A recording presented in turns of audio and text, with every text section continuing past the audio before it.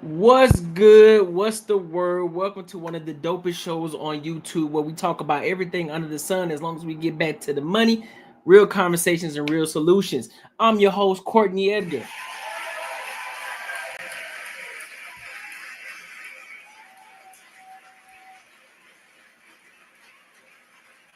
So, listen, we got some dope topics for y'all today. Matter of fact, we got a lot of topics today, man. We got a lot of things to cover. There's a lot of things that's been going on. Also, I want to start switching things up just a tad bit. You know, we always gonna talk about relationships. We always gonna talk about women. We always gonna talk about the ratchet shit. But also, I want to make sure that I'm also covering different things out in Arizona because if I want to be one of the big dogs out here in Arizona, if I want to be the top dog, I gotta start covering things in Arizona. You feel me?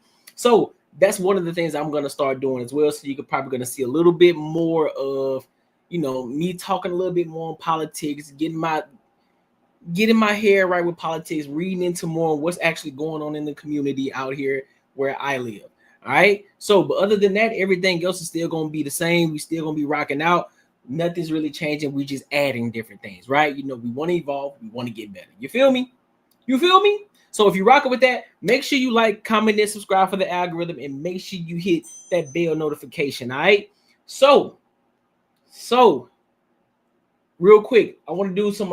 Before we get into it, do some quick housekeeping real quick. So Pete, we are. I think we should be at 1,100 subscribers already. That's one. We should be at 1,100 subscribers. Now, what you see on the bottom screen here, I want to go ahead and set the precedent right now. I'm not begging you for money. Please don't get it twisted. Please understand and don't get it twisted. The reason that I'm gonna start doing this is because we are monetized, and I want to make sure that I'm able to provide and give you everything that you need and deserve in regards to this channel, and that way I can continue to level up as well, right? And then there's other people on the back end, that I also want to help support as well. So I'll get into all that, at a different time. But this is the reason I'm doing that. So it's not begging, just like, oh, we just begging to get money. No. This is for people who are also people on the back end who are helping me with my platform, other individuals who got a hand in this as well, and how we're growing this platform. All right. So you're gonna see this a lot more just scrolling in. If you want to support, hey, it's definitely appreciated. It's not expected. All right. So let's go ahead and dive into these topics, man, because it's some crazy shit going on in the world, some crazy things going on in the world. So, but I got to do the icebreakers first. We're going to tap into the icebreakers, and then we're going to get into all the main topics. We're going to talk about Trump. We're going to talk about what's going on in AZ. We're going to talk about dating, relationships. We're going to cover a lot of different topics today. So grab your drinks, grab your food, whatever it is, kick it with your boy, because we're going to be here for a minute. All right? So let's go ahead and get into it, man. Make sure you like, comment, subscribe for the algorithm, and make sure you hit that bell notification. So, fellas, y'all paying to get chicks' number now? Y'all out here paying to get hoes' numbers now? Is it that bad out here? Y'all that deprived of the box? Is it that hard to get these women nowadays? Y'all really out here sucking? Y'all really out here being simps? Y'all out here tricking just to get a whole number? Listen, let's go ahead and get into it, man. Then I'll go ahead and give my thoughts on it. All right, so let's rock out, man. Let's rock out, because this shit is wild. If you want my number, you gotta pay me. You me in the vlog for $10. $10? Yeah. I got it. What's up? Okay. For how long? For Cash App. Cash App? Yeah. I got a Cash App you talk to me for? Yeah. $10. Alright, word. I need 20. Fuck it, I got cash. Oh, $20. I got cash. Okay. Yeah. Y'all beautiful, y'all know? Thank you. I'll share my card. Okay. Yeah. Zero? Yeah. You don't got interest in men? No. So what does it take to be different? I don't know. You want to take I'll that? know when I see it. You know when you see it? I ain't different yet? Not yet, no. Not yet? No. What does it take to be different? I don't know. Let me get my check? Yeah. Yeah. I'll give you my Instagram. I can live with Instagram. Okay. I can advance. Yeah.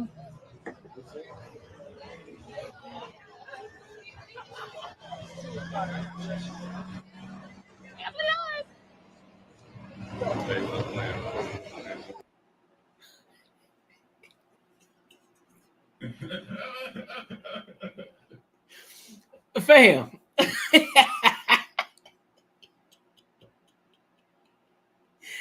Fam, you just got finessed. Fam, you just got finessed for $20. You just got finessed for $20, my boy. $20. And you still didn't get a number. What we out here doing today? What are we doing, bro?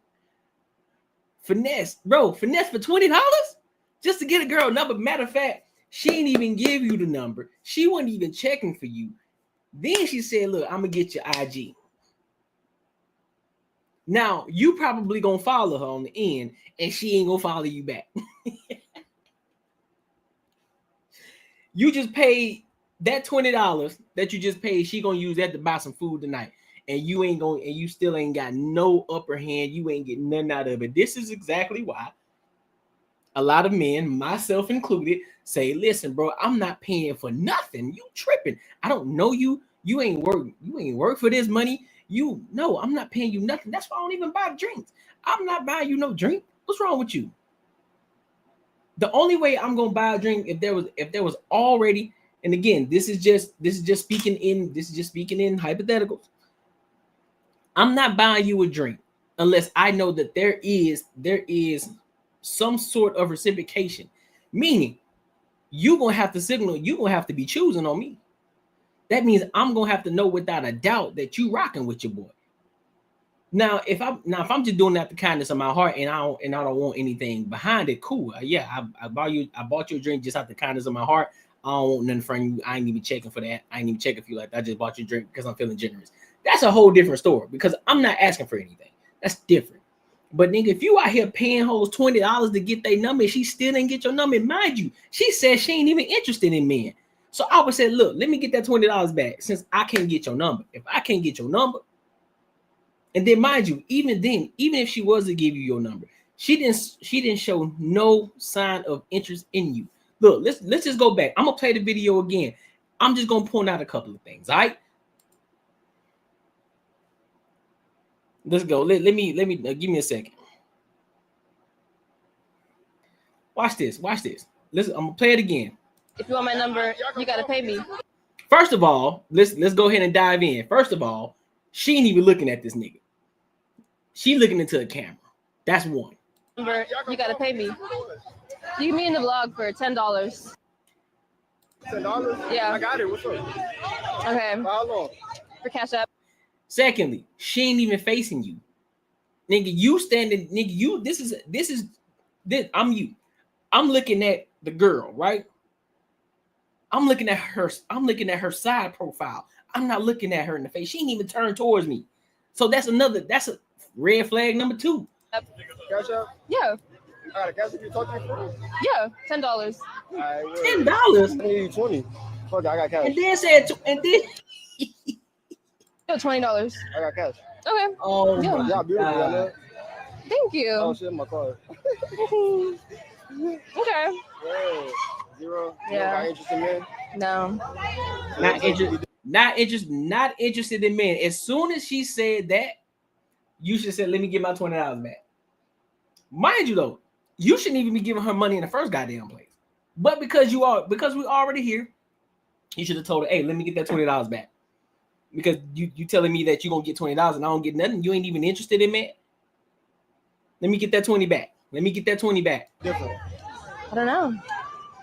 I'll know it when I see it. No interest. She ain't looking at him in his eyes. She looking down. She looking around. You know when you see it, I ain't different yet? Not yet, no. Not yet? No. What take you? Look at her. She looking to the side. She look at this nigga like this. She's not interested in you, fam. You want me to be different? I don't know. Let me get my check? Yeah. I'll give you my Instagram. I can live with Instagram. Okay. I can advance. Yeah. But you ain't getting none of that.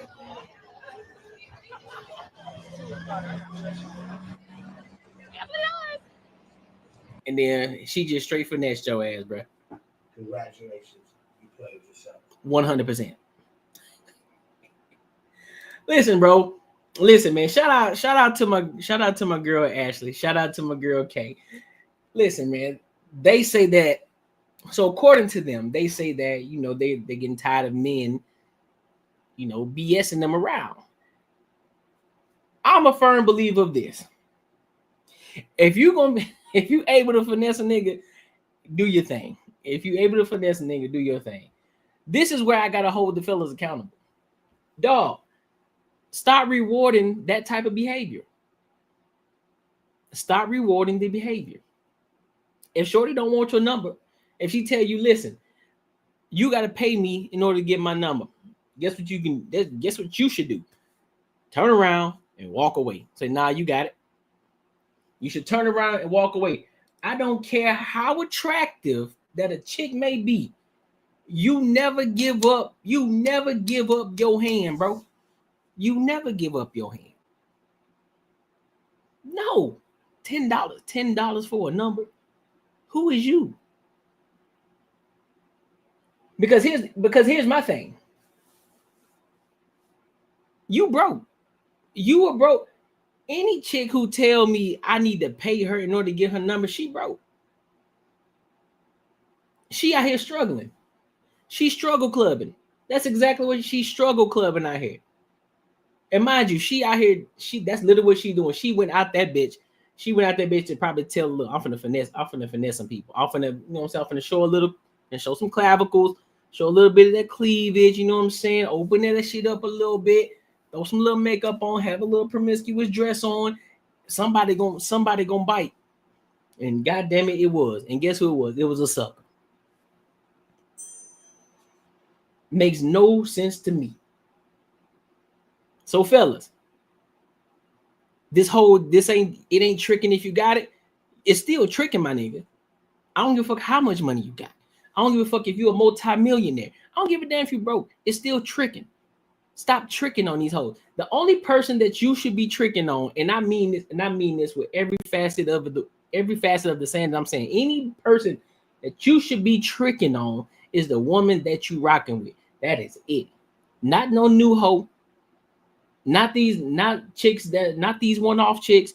No, a chick that's really in your circle, that's really rocking with you, that y'all click tight together. Y'all in this thing. That's it. Anybody else? No. It's a no. So fellas, y'all gotta get y'all shit together. Y'all gotta have better standards. Stop paying for these hoes. Stop looking like fools in front of these hoes, man. Stop paying these hoes $10, $20 just to get her number, bro. That ain't it. You making us look bad out here.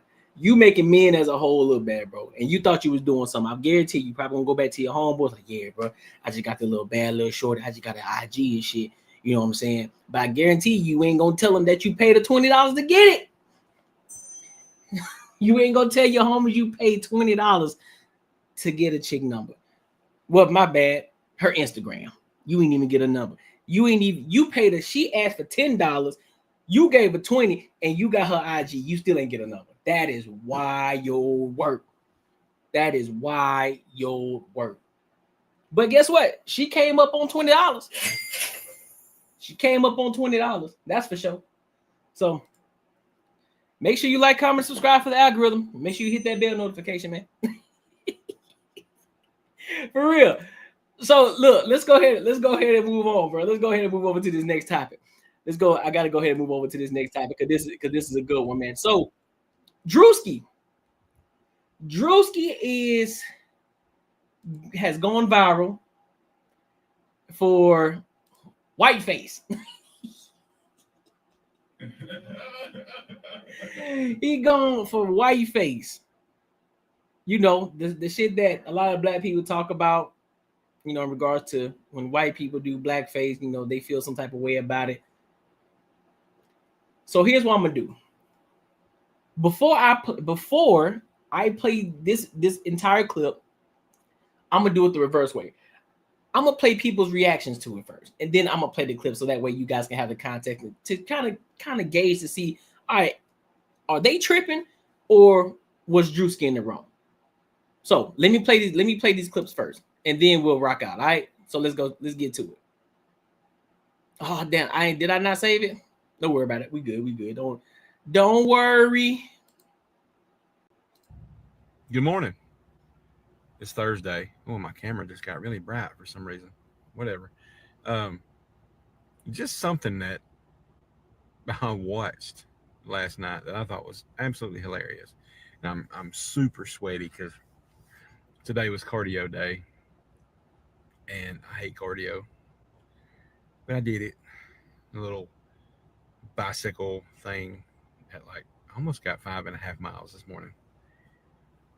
Oh man, I'm already sweating. But anyway, so people were upset about the little skit that Drewski did, and I think Drewski is hilarious. The first time he did the white boy in the hood, that was good. It was pretty good makeup. But this time at the NASCAR race with the appropriate tattoos, the mullet, the makeup was perfect. Like he had the tank top sunburn look going on with his overalls. That was like peak. Like it was like perfect. And I don't understand why people are getting mad. It's not why people are not getting mad. Especially if you're in the Southern culture, because he embodied the NASCAR persona perfectly. Like you see those people at NASCAR races, and it's great, man. We love it. I thought it was absolutely hilarious. If you're mad about that, you really need to go outside and touch grass. You really do. And the fact that people were mad about Theo Vaughn saying, hey, maybe I need to get my Jerry curl going so him and Drewski can do a skit together, white and black. That would also be hilarious. It would be comedy gold to do that skit somewhere like Atlanta or Houston or somewhere like that. Would be great. So let me go and find this other. I want to find this other clip too, because there's somebody who's on the contrary of the Drewski skit that they felt some type of way about it. So let me find that real quick, because that's something that I really want to find and I really want to dive into. So give me a quick second, y'all. Give me a quick second. Let me find it real quick. Give me a second. Let me see if I can find it real quick, because there was somebody who felt some type of way about it. Let's see. Where is she at? Where's the lady at?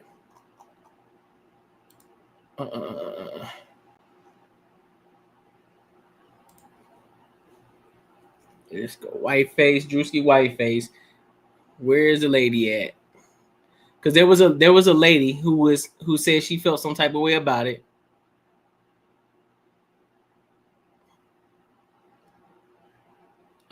Where is it at? I saw the shit. I saw it. Okay, here's one. This might be a good one. This might be a solid. Could it be viewed as mocking? Yes, absolutely. But historically, up until just recently, I mean, we're talking like 2018-ish is when things started shifting, and 2020 is when it really took off. It wasn't up until recently when Black people and Latino people could openly speak up and mock back, right? But it wasn't even until recently. Nah, that ain't it. They could mock back, but my bad. Give me a second. That ain't it either. Let me find it. Give me a second.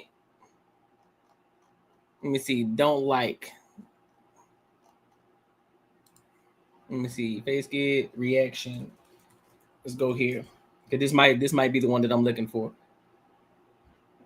Okay, I saw this, guys, because it was a woman. And she was basically saying that she didn't like it, but I'm trying to find it. I could have sworn I saved it.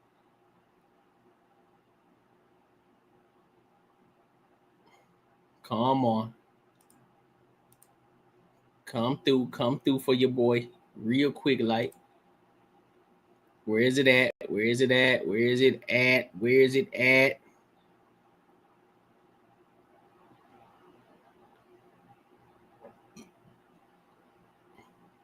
Cause it's always one. Fuck. Is this the one? No, that ain't it either. Bro, where the hell is it? She must have took it down. She must have took it down. Let me see. Let me put don't like it. Don't like. Okay, that one. Somebody liked that one. Somebody liked this one. We definitely ain't doing this one. If it ain't it, then we'll just play the actual clip. Don't worry about it. Is this it?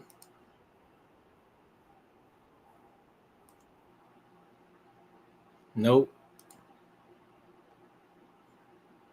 There was one woman, man. There was one woman who said it. Let me see. The Drewski skit.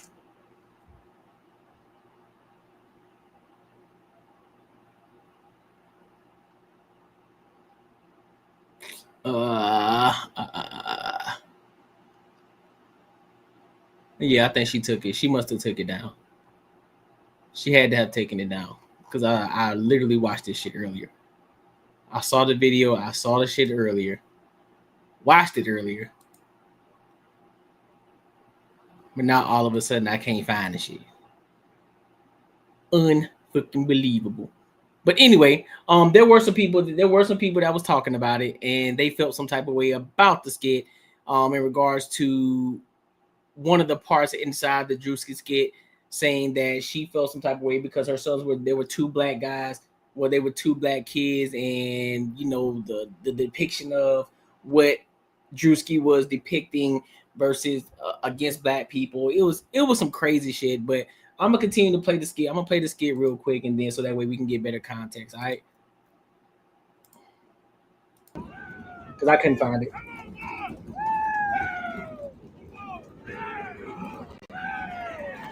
Here's the love. Here's the honor. If you can't come in her, come on her. Yeah! Yeah! Born in the USA! Woo! Born in the USA! Hey, Suanna. She's not listening. Hey, come up. You need to listen to your nana. Go ahead, baby. Girl, you crazy now.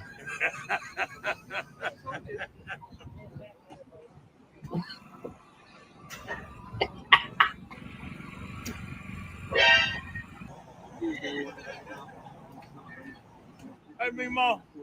How you doing, baby? How you doing, baby? Good. All right now.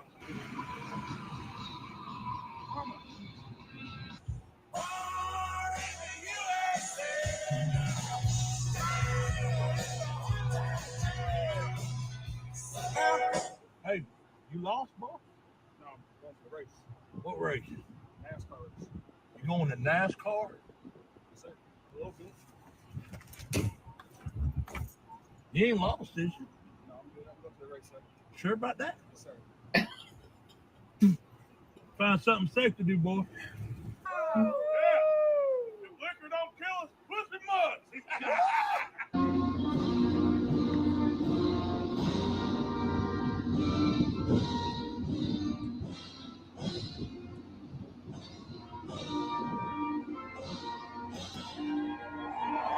Yeah! Woo! Bring on the truth, baby. Oh, that fucker will go. Oh my god. Dan Arthur.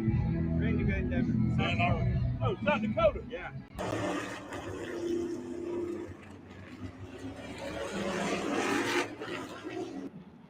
Never proud to be American. Listen, bro.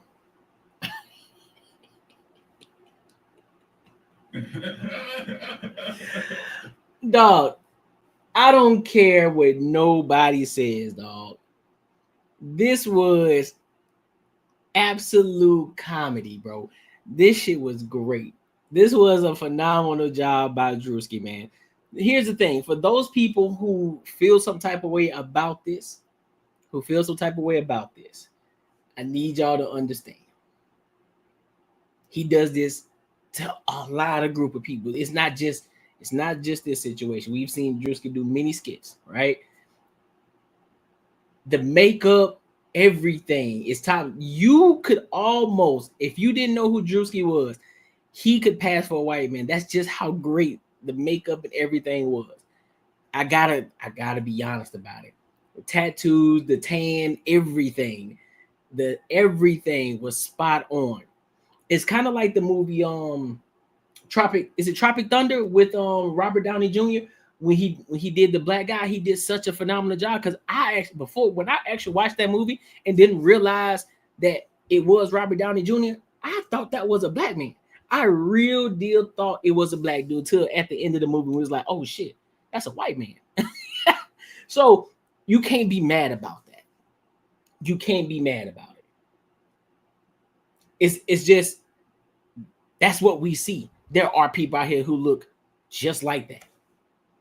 There are people out here who literally act like that. It is what it is. Just as, like I said, just how Robert Downey Jr. depicted the black man. Phenomenal job. We all know somebody like that, right? So we can't be upset about it. And then to then put the cherry on top, here's another video to another guy who looked exactly like this nigga. And I noticed that he looks familiar. I can't quite put my finger on it. I've seen that guy before. Well, I got the tits and everything. Look, Drewski, on October 4th, I'm going to be driving a demolition derby car in Bristol. I'd be honored if you'd come watch. For America, I'm up against like these Australians. And hypothetically, if you wanted to be in that derby, I have not cleared this, but I'm pretty freaking sure we could find you a car. I'm just thinking out loud here, baby. You come out to my got a camper down there, real nice one you can stay in. Fucking hire me. Whatever. All right, I seen the Drewski white boys. Bruh, do he not look just like this nigga, man? So this white dude right here, he looked like a mixed person. He looked like somebody that was mixed, and he got his mama side, or he got his mama side of everything. He look exactly like it. He look exactly like him, bro. You can't do nothing but laugh about this. This has nothing to do with race. This is just funny. This is just pure comedy. And I wish that we get back to comedy where you can crash out and clown different demographic of people. I miss those days where you had the Bernie Macs who didn't care about anything. What's up, Dwayne? Who didn't care about the topics at hand, who didn't care about what you said. Because this ain't nothing new. We seen white chicks, we seen Martin, we seen Jamie Foxx, we seen the Eddie Murphys, we seen SNL, we seen all of that shit, to where they may hype different things up, but a lot of it was spot on in the comedy. You can't be upset about this. This is pure comedy. Exactly. It was strictly blackface. It was strictly blackface, and it was funny as shit. Nobody felt any way about it. It was phenomenal. It was a phenomenal job, and he did a phenomenal job here. Pure comedy.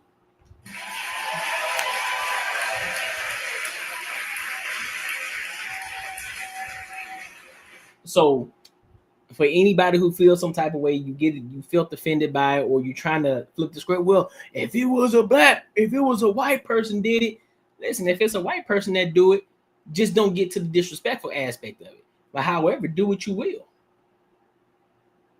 Do what you will. If you want to go do the reverse of what white chicks is, do it. Just make sure it's funny though.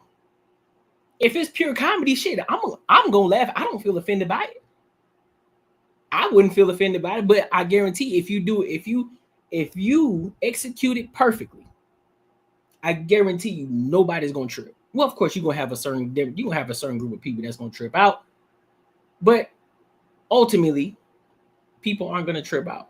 Just like not many people tripped out over white chicks. Nobody really tripped out. It was just a funny. It's a It's a classic. It's a classic movie.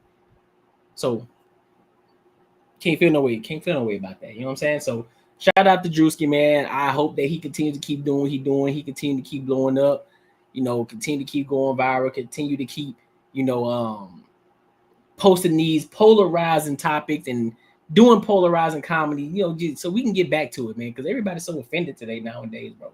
I'm sick of it my damn self. So that's what it is. Make sure y'all like, comment, and subscribe for the algorithm, and make sure y'all hit that bell notification, bruh. So let's go ahead and go over to. Hold on, let me make sure I get up out of this. One thing I know I need to make sure I stop doing it is stop trying to rush through this shit though. I don't know why we doing that, acting like this is some fucking like we all on fucking TV and some shit. Man, I can take. Listen, bro, we on the Courtnee Edgar Show. I'm gonna take my goddamn time. Take my time with this shit, bro. Because the people who gonna be here rocking with me, they're gonna rock with me through the whole entire show. Because we got a lot of shows to go through anyway. Bull Cities, good comedians are equal opportunity offenders. Everybody can get these jokes. Exactly. Everybody can get these jokes. Everybody. You hear me? Everybody. So I 100% agree with that. We need to bring it back. We need to bring all the comedy back. We talking about the offensive shit, the shit where nobody was afraid to say shit, and everybody laugh about it. That's what we need to. That's what we need to bring back. Bring back because in today's world they would call that bullying. We need that back. We need some of that bullying back to get some of these people to, you know what I'm saying, build some calluses in their character, man. You know what I'm saying? Stop being some little pussies. That's what they need to do. That's exactly what needs to happen. 110 fucking %. You feel me? So, is this what I wanted? Yep, this is exactly what I wanted. All right, so let's go ahead and move over to the next topic. Like I said before in the beginning, I want to start implementing the things that's going on in my city out here in Arizona as well. You know, like I said in the beginning of the live stream, you know, I want to make sure that I'm one of the top dogs over here in Arizona. And in order for me to do that, I got to cover different topics, different things in my city in order to do so, because I don't see anybody doing it. So why not me? Why not Courtnee Edgar? Why not Courtnee Edgar Show? Right? Bet. So let's go ahead and get into it. Arizona Senator Annalise Ortiz is under fire for ICE location posts. I hear doxing ICE workers. Boy. Listen, I didn't even know nothing about this until I came across it. I think I came across it on X, bro. And I was like, nah, fam, I gotta get into Arizona. I gotta figure out what the fuck is going on out here. If I live here, I might as well understand what's going on in my city, right? But she out here doxing people, man.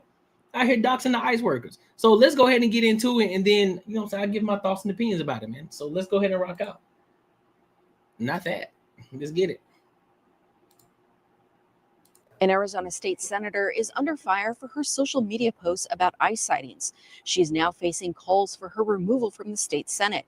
She says those posts are protected speech. I talked with some First Amendment experts about the issue.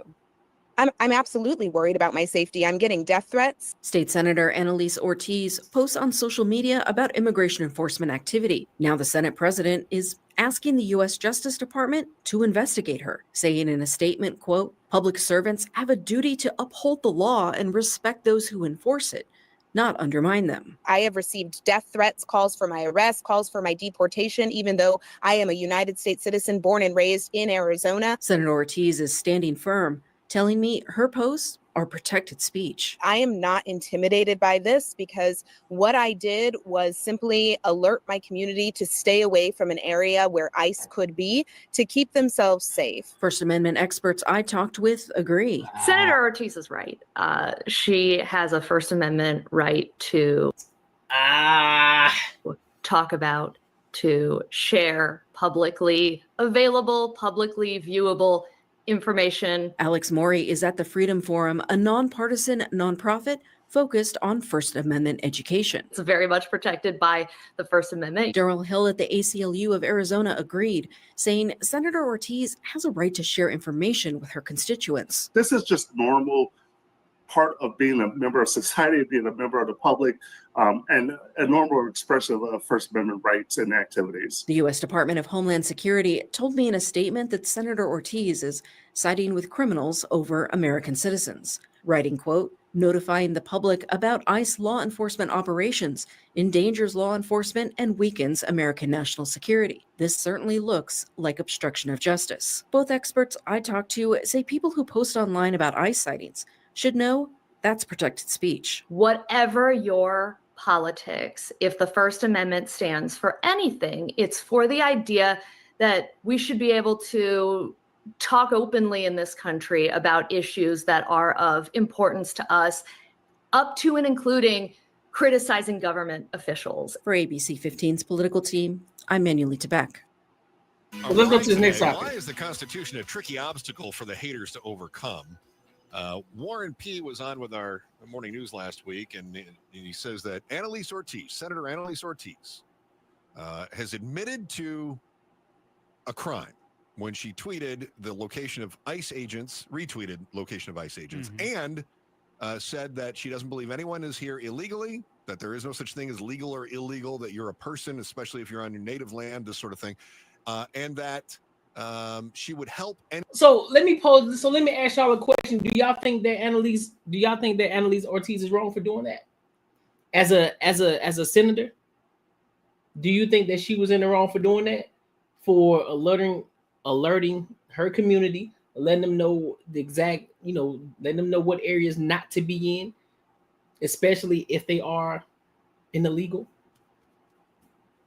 I'm just asking the question. I didn't give my stance. I'm just asking the question. What do y'all think? Do you think that Senator Annalise Ortiz should have doxed the ICE workers and telling her community and letting them know, like, hey, this is where they would possibly be, considering the fact her position and what she does? What up, Miss Freckles? What's good with you? What's good with you? How you feeling? So do y'all think that she's wrong? She is wrong. Okay. You think she's wrong as well? All right. Anyone, legal or illegal, regardless, she wants to help them. He said that's admitting to a crime. As we just pointed out, simply offering help is not aiding and abetting. If you hide someone, well, that might be aiding and abetting. But if you say, put someone in contact with an immigration attorney, I would call that helping someone, wouldn't you? Is that aiding and abetting? Yeah, I mean, you could just be helping people know about traffic in the area. There's a lot of degrees to help. I started Tai Chi at 50. Now I'm 68, and doctors ask. So, well, that's a different story. One of the things that we kept doing is we kept mistaking Warren P. for Jake Hoffman. Jake Hoffman is the senator who we call him Speedy. He agrees with Warren Peterson on this. He does, and he takes it one step further. He put out a tweet that said she's doxing ICE agents and openly putting the lives of American law enforcement at risk. Wants her to lose her gig. Wants her expelled from the Senate. Joining us right now is our KTAR legal analyst, Barry Marks. And Barry, you've got the Senate president, and then you've got the Senate, I don't know, kook, all screaming at Annalise Ortiz, who is never shied away from publicity either, that she has violated the statute, making it a crime to impede federal law enforcement, saying it is obstruction, telling Lori Roberts at the... Because yeah, again, I understand her position in regards to it's her as an, I guess you can say, as a citizen, she's just, and that's her First Amendment, right?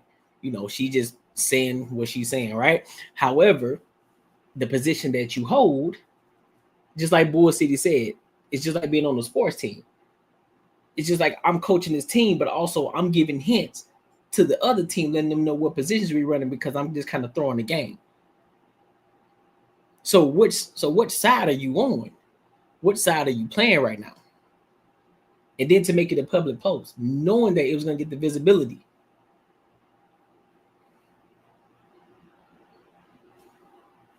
Knowing that there are illegals out there, because you did that purposefully to warn the illegals. You did that purposefully. So therefore, there was intent behind that. There was intent. So now you're trying to backpedal and say, well, no, I was just saying what I was trying to protect my community. Why? Your community of what? Illegals?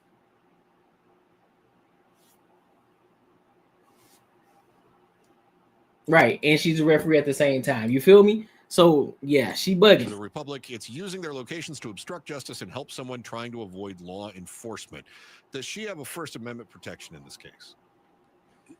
She does. It's absolutely a First Amendment protected speech to say that law enforcement is in a certain area, and it doesn't violate the statute with what she's doing. Can you obstruct law enforcement?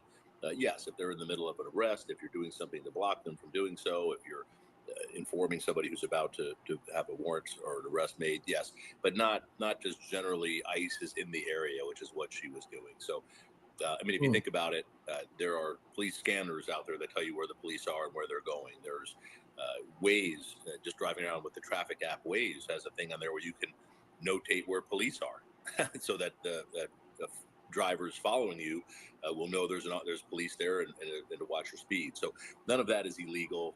There's a lot of political talk. Unfortunately, they're trying to make it sound like legal talk. And also, of course, using the word doxing. This isn't doxing. Nobody's giving out an ICE officer's home address or phone number or anything like that at all. So it's a lot of to do about nothing, but it does make great political theater for those on the right supporting what Trump is doing with the his immigration plan right now. Talking with KTAR legal analyst Barry Markson. Barry, Warren Peterson has called for a federal investigation to Senator Ortiz and her comments here. What would a federal investigation look like? And if the DOJ does turn up with something and say that it rises to the level of obstruction of justice or some other crime, where would things go from here then? Well, it's not going to. What a federal investigation of this looks like is nothing. It's nothing happening. You guys know I'm an attorney. I think very. I analyze what people do who are running for attorney general or county attorney. I find those positions to be much more than political. You are, as attorney general, you're the chief law enforcement officer in the state of Arizona. Warren Peterson is running for that office. Mm-hmm. The first question I would ask him is, you made a referral for them to investigate Senator Ortiz. What crime is it you think she has committed? What statute has she violated? Exactly. No, there is corner boards for alerting people when cops are about to perform raids. Sounds like the same thing. Exactly. That's exactly what it sounds like. That's exactly what it sounds like. Because now you're in it, because you're interfering. You're throwing the interference in the game. That's exactly what you're doing. So it's such a thin line. That right there, that's such a thin line when it comes to the position that she holds and then your First Amendment right. So I think and this is my personal opinion, I can be 100% wrong on this, but just off the simple fact that she's a senator, just that alone, the position that she holds, this is why it's a thing. If she was just a normal person, she was just a normal citizen, it probably wouldn't mean shit. It wouldn't mean nothing. Just like a regular person. Hey man, listen, dog. You probably don't want to go that way because all that we've done it before. Like, hey, listen, man, don't go down X, Y, and Z street. Them cops they send over their post. They send over their posted, bro. They trying to arrest some people. They over there posted. Don't go over there. Go the other way. Go around. Take a detour. Because they waiting to pull somebody over. Go the other way. That's just a regular citizen. Cool. Right? Or even if you made a post about it, just as a regular citizen, you think nothing of it. However, the position you hold, it holds weight. And then what you're doing is illegal. Then you got illegals that you're actually speaking to. Now you're telling them who the people who are doing illegal things, you're telling them Like, hey, these people over here, don't go over there. I'm telling you, if you don't want to get arrested, if you don't want to get shipped back to where you came from, you probably don't want to go over there. That's a U.S. senator saying that. That's a senator saying that. Nah, fam. Nope. That's a thin line. That's a thin line. And your position is the one that makes you cross that line. Just because of the position you hold. The answer to that is one doesn't exist. In his referral, he didn't refer to a law that she's broken, so or alleged to have broken. So I again, this seems awfully political to me. It certainly drives home your position with your base to say I'm going after a liberal Democrat who is trying to stop us from enforcing immigration law. Right? You can't go wrong saying that in a Republican primary, but that doesn't mean a law is broken or that a federal investigation is warranted.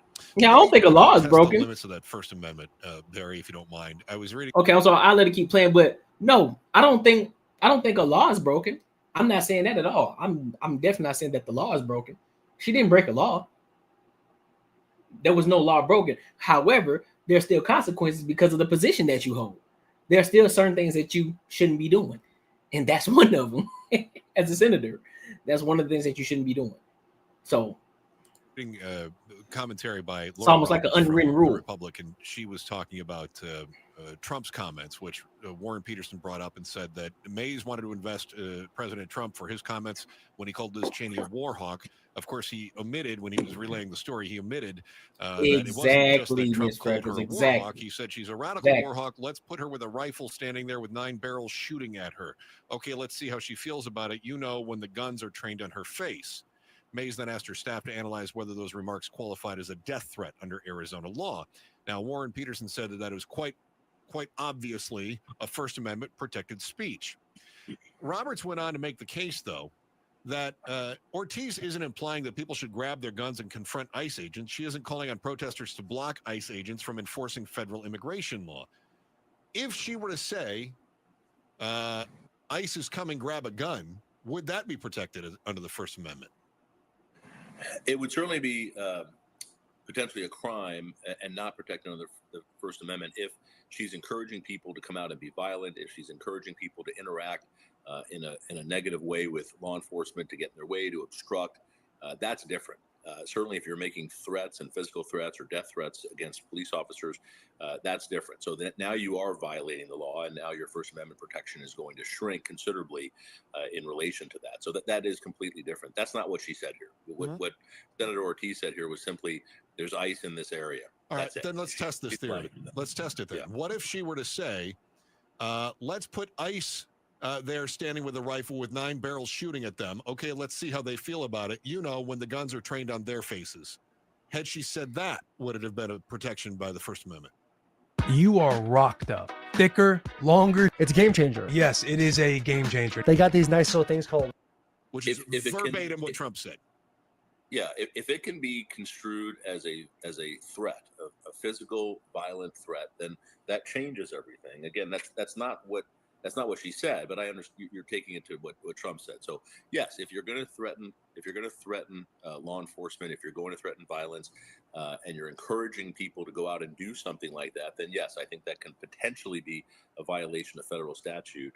But again, that's not what she did. It's not even close to what she did. Isn't there? He ain't letting up on this question at all. Criteria for whether or not that action is going to happen immediately, or whether somebody's just spouting off? I mean, we've all said, "Oh, I'd like to kill that guy." So is that illegal? I mean, am I making a threat? Okay, so he kind of moving the goalpost a little bit, ain't it? Listen, bro. At the end of the day, no, what she did is not illegal at all. What she did is not illegal. However, at the end of the day, that's just something that's an unwritten rule that she shouldn't do, especially the position that she holds. It's just like me that's just like if I was a police officer, correct? I was a police officer and I got word that there were finna be some cops. They were about to raid certain people's houses. Or they about to, I say that, hey, listen, man, I put on the post, listen, bro, cops are about to be in this area. Like the cops are going to be in this area. You know what I'm saying? So if you're doing anything illegal, you probably want to stop. I ain't telling you what's been. I'm just telling you, look, police going to be in this area. 1, 2, 3. They're going to be in this vicinity right here. As a police officer, I'm posting this on my page. They know I'm a police officer in the city. And I say, listen, man, police officers are gonna be on these streets, they're gonna be in these locations. If you're doing anything illegal, you probably don't want to do that. That's exactly what that is. It may not be illegal, but that's an unwritten rule. That's an unspoken rule that you just don't do that. Like, why are you putting that information out there? This was something that you ain't supposed to know. So now you just got word out. So now we can't get the criminals off the street.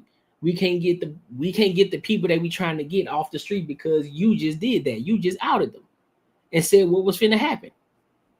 Same thing.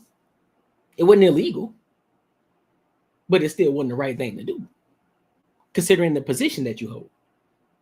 So, nah, fam. No, if it's general and not illegal, and you're just using rhetoric like that, it's fine. That's different than saying ICE is going to be out at Baseline and 35th Avenue at 2 p.m. today. Let's get our guns and meet them there. Okay, all right. Those are two different things. Okay, all right. So there has to be a certain imminent action, like it's predictable that it's going to happen. Then. I think so, and it doesn't have to be immediate, but it can be. We know ICE is going to be somewhere next week, and we're encouraging people to show up with guns and to be a blockade. Yeah, I wouldn't say all that. Don't be showing up with guns now. Arresting someone, then yes, that can be seen differently. It's again, all of this is very fact driven, but what Senator Ortiz did here doesn't rise to that level in the slightest. Right. Why? Talking with our legal analyst Barry Markson about whether or not what Arizona Senator Annalise Ortiz said rose to the level of a crime when she told people to stay away from an area where ICE was going to be. Barry, thank you so much for joining us. We appreciate it. Well, like I said, though, I don't think she did it. I don't think she did anything wrong. I don't think it's illegal what she did, but I just think it was just in bad faith. It was in bad faith considering the position that she held. Simple as that. Simple as that. Now, as far as the actions that they're going to take, she definitely compromised her integrity though, 1000%. They ain't gonna trust her enough. So now that's gonna look bad on her. That's a stain on her career.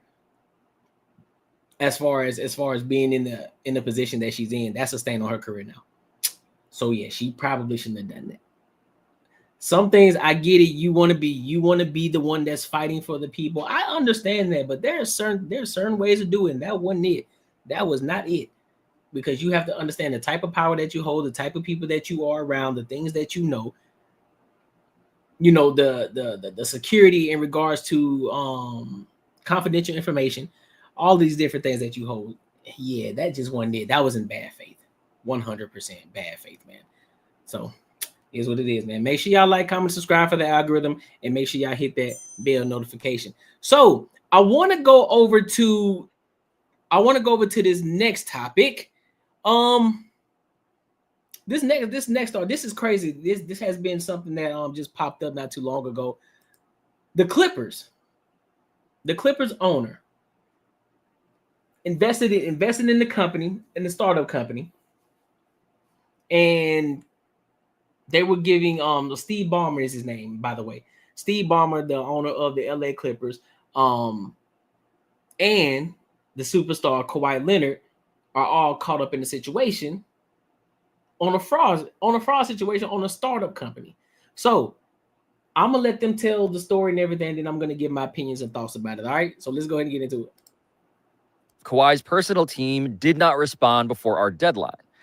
The Clippers, however, provided a statement on behalf of the organization and owner Steve Ballmer, which reads in part, quote, "Neither Mr. Ballmer nor the Clippers circumvented the salary cap or engaged in any misconduct related to aspiration. Any contrary assertion is provably false." End quote. What's even crazier is that as you comb through it, as you were just attempting to do, what becomes clear is that this is how this $28 million deal, this thing that he never did anything for, was designed. And mind you, hold up, before I let it keep playing, and mind you, this $28 million deal was a deal that it was also in the contract that he was a no-show. So that already looks bad in itself. Like, I never heard of a sponsorship deal where you never got to show up, but you finna get paid $28 million. Now, what's being said is that what they're saying is that they're doing that to the reason that Steve Ballmer is doing it is because they are going behind the backs of the NBA, because they have salary cap regulations and everything like that. So they're going behind the backs of the NBA to pay, in this case, to pay Kawhi Leonard to go above the salary cap, because certain teams, depending on how much money that they have, some owners are richer than others. So, the salary cap is different. So they're going behind the backs of the NBA to pay players. And then again, it was a no-show situation where he didn't have to show up. They just gonna pay him $28 million. I'm like, damn, that's crazy. Just for context. Designed. I'm no expert, but the language seems to indicate that he actually contractually didn't have to do anything. Nothing. He didn't have to do anything. There was a clause for an out in every single KPI. So they weren't actually key performance indicators, KPIs. They were, if you feel as though this is something that doesn't align with you, or it's too big of an ask, or maybe you don't want to post on social media, maybe you don't want to wear our gear, just let us know. Or you don't have to let us know, you just don't have to do it. There's section 3.2 obligation. So let's read this out real quick. So the obligations of the KL2 in this section 3.2 shall be subject in all respects to the following. Unless otherwise agreed to by the parties in writing, all appearances shall take place in the Southern California area. All appearances shall be at times and places mutually agreed upon by KL2 and company, and subject to Leonard's NBA, business, and other professional commitments, including but not limited to games and practice schedules within or outside the NBA, such as for national team or Olympic competitions and other endorsement-related obligations, and reasonable personal commitments. Company shall provide all the requested items to be signed by Leonard. Obligations of KL2, that is the heading. Section 3.2, Part 4. KL2 may decline to proceed with any action desired by the company under Section 3.2, which is the whole section where everything is, all the stuff that he would have to do, if Leonard believes that such proposed actions are not consistent with his beliefs. Yeah. And then Part 5, right after that, KL2 shall have the exclusive right to control and approve all content and distribution for commercial, non-commercial, or lawful purpose, bearing the athlete endorsements or approved Leonard IP. And no one in Aspiration had this veto power outside of Kawhi Leonard. Which is to say that when you look at this, your examination of this indicates that the power dynamic is actually reversed here. That Exactly. The client, Kawhi Leonard, seems to be dictating the terms to the company Aspiration. Correct. So Ridge is already really good at the wallet and all the everyday carry stuff. That's but kind I of was surprised wild with though. how much they were able. In other words, Kawhi Leonard got from Aspiration a $28 million no-show job. Yeah, it's amazing. I'm honestly so jealous. For real. So jealous. I mean, he's got the dream. Like, it's within my beliefs to be paid $28 million and do absolutely all as well. It's incredible. It's literally written so he can never be in breach. If it's not consistent with his beliefs, David, he doesn't have to do it.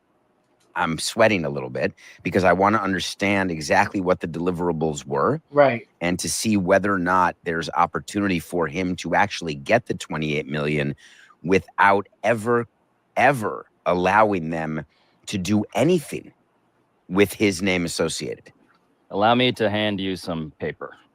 It's so many trees. Yeah.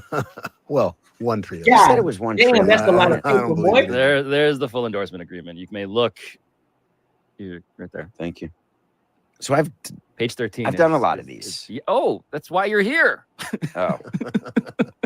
David Sampson, architect of many sponsorship endorsement agreements, is now looking through with his little glasses. So here's something he has to do. If requested by the company, KL2 shall cause Leonard to be available to sign 50 items. Jesus Christ. The signing deals we do, it's like 1,500 items. And it's not 7 million. If requested. 50. If requested, it shall cause KL2, meaning Kawhi, shall cause Kawhi to be available and to work with team or Leonard's content creators to provide a minimum of 1 photo per month to Aspiration for their usage during the NBA season. What's 1 photo per month? Well, the point That don't even, bro. That the math ain't mathing. 28 million, nigga. All you gotta do is take 1 photo a month and 50 autographs. 50. You can do that in less. You can do that in less than an hour. 50 autographs. You can do that in less than an hour, bro. And you don't have to go anywhere. You just got to be in the Southern California area. That's it. That's crazy. 28 million, boy. That don't even sound, nigga. That sound too good to be true. point is he did 0 photos Yeah, well, per month. no. So But I said, Wait, there's more. if requested, okay. This is better. He has to be available, Kawhi does, for $28 million to participate in 5 organic comments, which could be a like or a retweet. you may wonder how many likes and retweets did he get? Is it 0? Of course Wow. it's 0. Oh my God. He did nothing. He literally did nothing.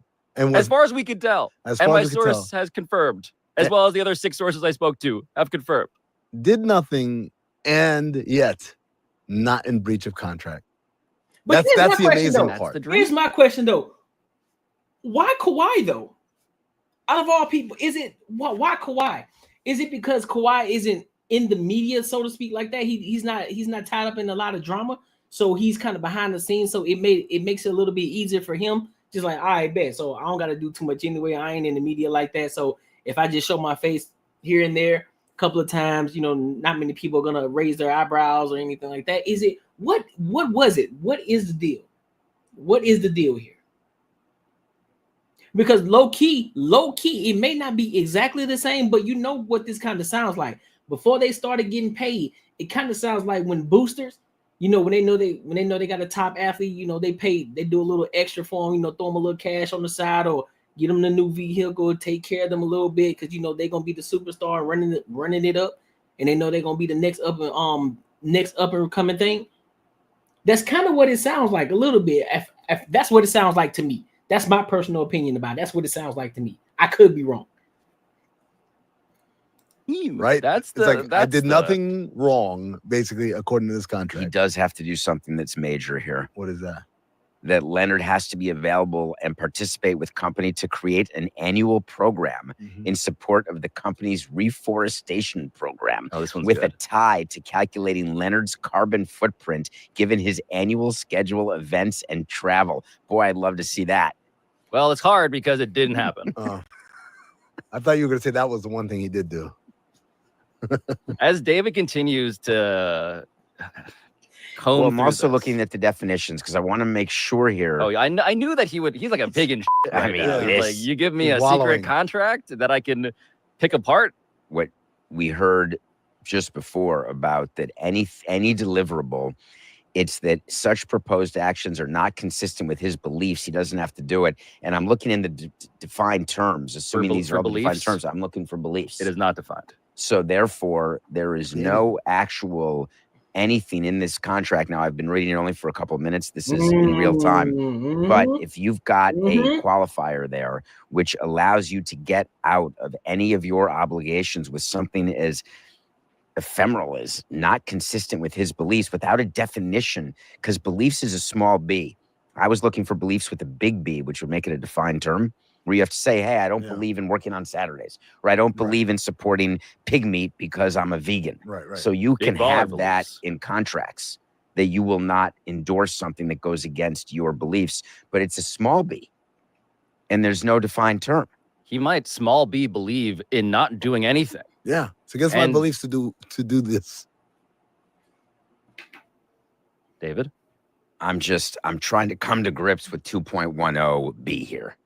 And I'm sorry, but this is a major provision in the contract that share. I'm not used to seeing. It's called termination. It's when would an agreement be terminated? So when can they say, you know what, we're not paying you? And normally there would be provisions for termination if you're a felon, if you're convicted of a felony, sometimes if you're just arrested for a felony, if you do anything for disparagement, if you bring bad juju upon the company, it can trigger a termination. Right. This termination, and it's a termination for cause, which This is means in the aspiration endorsement deal. this is in his $28 million endorsement deal. Termination for cause.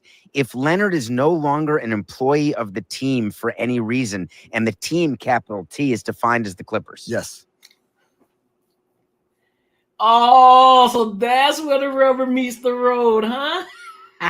So as long as he's a part of the Clippers, he's straight. He gonna get paid. Ooh. So an endorsement deal that a company does with a player Yeah. is usually you don't always get the rights to their marks. Right. So it's like blank uniforms. Yep. And so it doesn't matter whether the player is playing for the Clippers or not. But in this agreement, it's a termination for cause if he's not an employee of the team. For avoidance of doubt, which is what you say in a contract, we want to make sure nobody screws it up. If Leonard is still being paid by the capital T team, but is a member of another NBA organization or has retired, either of those instances are a triggering event for termination by the company. So an example of that is if Kawhi Leonard got bought out by the Clippers and then ends up signing with the Knicks. Technically, the Clippers are still paying him the remaining amount, but he is an employee of the New York Knicks now. And what that contract is saying very clearly, very bluntly, we're just going to tackle this right now in writing. If that happens, it triggers the termination clause. I love that David just found that. I can't believe that Kawhi Leonard, that anyone would ask for that or agree to it. Yo, so bro, what the fuck is going on? I'm trying to wrap my mind around this, y'all. I'm trying to wrap my mind around this. What the fuck is going on? What? What's going on, dog? Well, if it were not, it seems to be perhaps one of the things in this otherwise very laissez-faire approach to what you got to do that the Clippers found, you might presume, quite important. Just be on the Clippers. That's it. Let's put this as bluntly as possible. So to be clear, Kawhi can not post anything, can never like or retweet anything, can not sign the balls, right? Cannot do the photo op, The reforestation program. not show up for any events. But his ass better be a Clipper throughout all of that. That's the thing that would jeopardize the 28 million. I had to reread it before bringing it up to you two because it can't be. So it has to be that. It has to be they're backdooring the NBA salary cap. That's it. That's the only thing that I can think of. That's the only thing that I can think of, or I can come to grips with. If somebody else can give me some more insight or give me a different perspective, then I'm all ears. I am all ears because that's exactly what it sounds like to me. Because it seems like they reached the salary cap, but Kawhi Leonard is like, hey man, maybe it is Kawhi Leonard. Maybe he on the back end saying, hey, look, bro, we got to figure something out. I got to get paid more money. We need to figure something out. We will do what you got to do. Figure something out. I don't know what the hell is going on. I don't know what this is about. But listen, something don't seem right. But here's another question, though, for y'all. Do y'all think that because Kawhi Leonard isn't in the media like that already, do you think that tarnishes his image and credibility? Do y'all think that does it tarnish it? Does it affect it? Does it affect it at all on any level? Or is it one of those things where it's now opening the door?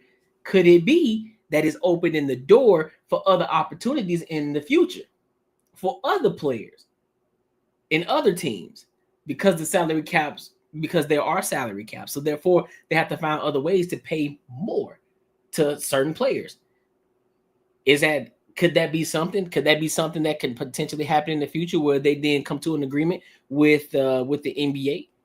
It's like, hey, we invest in certain companies, and this said company will pay for this certain player as long as this player is a part of this team and only for the team and for those reasons, as long as this person is for this team, whether he's an employee of this team and he's not terminated, and pretty much the same clause that they presented here, could that open the door for new opportunities?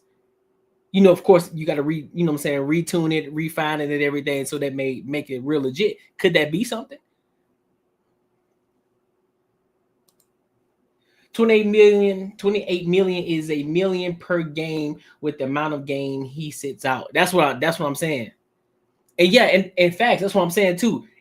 I'm sure it has happened before with somebody else, but it just hadn't got highlighted. So could it potentially be something though? Could that potentially be something in regards to that situation? Because listen, players get traded like crazy. Players do get traded like crazy. So then that can then open up the salary cap for other players too, though. For them to get more players in, like, all right, look, this is what we're gonna do. We're gonna use the salary cap to get X, Y, and Z player, but we're going, in order to keep this player so that way we can still have this player on this team, we're gonna use, we're gonna take this route like they're doing with Kawhi Leonard. Boom. Pay them on the back end. Listen, all you need to do, as long as you are part of this team, as long as you are an employee of this team, we're going to pay you this X amount of dollars. We're going to pay you X amount. The only way for us to stop paying you is if you go to another team. Could that be something? Y'all let me know. But it is. It is signed and executed under those terms. And so what all this led me to do, is get back to sports, right? Because what I was curious about was, okay, so we have all these documents about the $28 million for the no-show job. I wanted to put that against the timeline of his contract extensions with the Clippers, because Kawhi Leonard signed his first extension in August 2021, before that season. The month after that, it turns out, Steve Ballmer, this is September, broke ground on the Intuit Dome. Now, this is, David, the most expensive NBA arena ever constructed, his grand creation. And though Kawhi was still out recovering, you might remember the right knee injury. Yes. He did show up for that. 9, 8, 7, 6. Hey. Is that Paul George? Is that Paul George too? Hold up. That wasn't actual digging for the stadium. It's totally ridiculous. All right, guys, get to work. You bring in a bunch of dirt and you just get shovels. That's not the actual ground. No, it's not even on the ground. Kawhi looks like he's coming back from the gym. It's the combination that always bothers Everyone me. else is wearing like slacks and suits and all that stuff, and Kawhi just like popped in hoodie and shorts. Build a website you love with Wix. For your words, create your.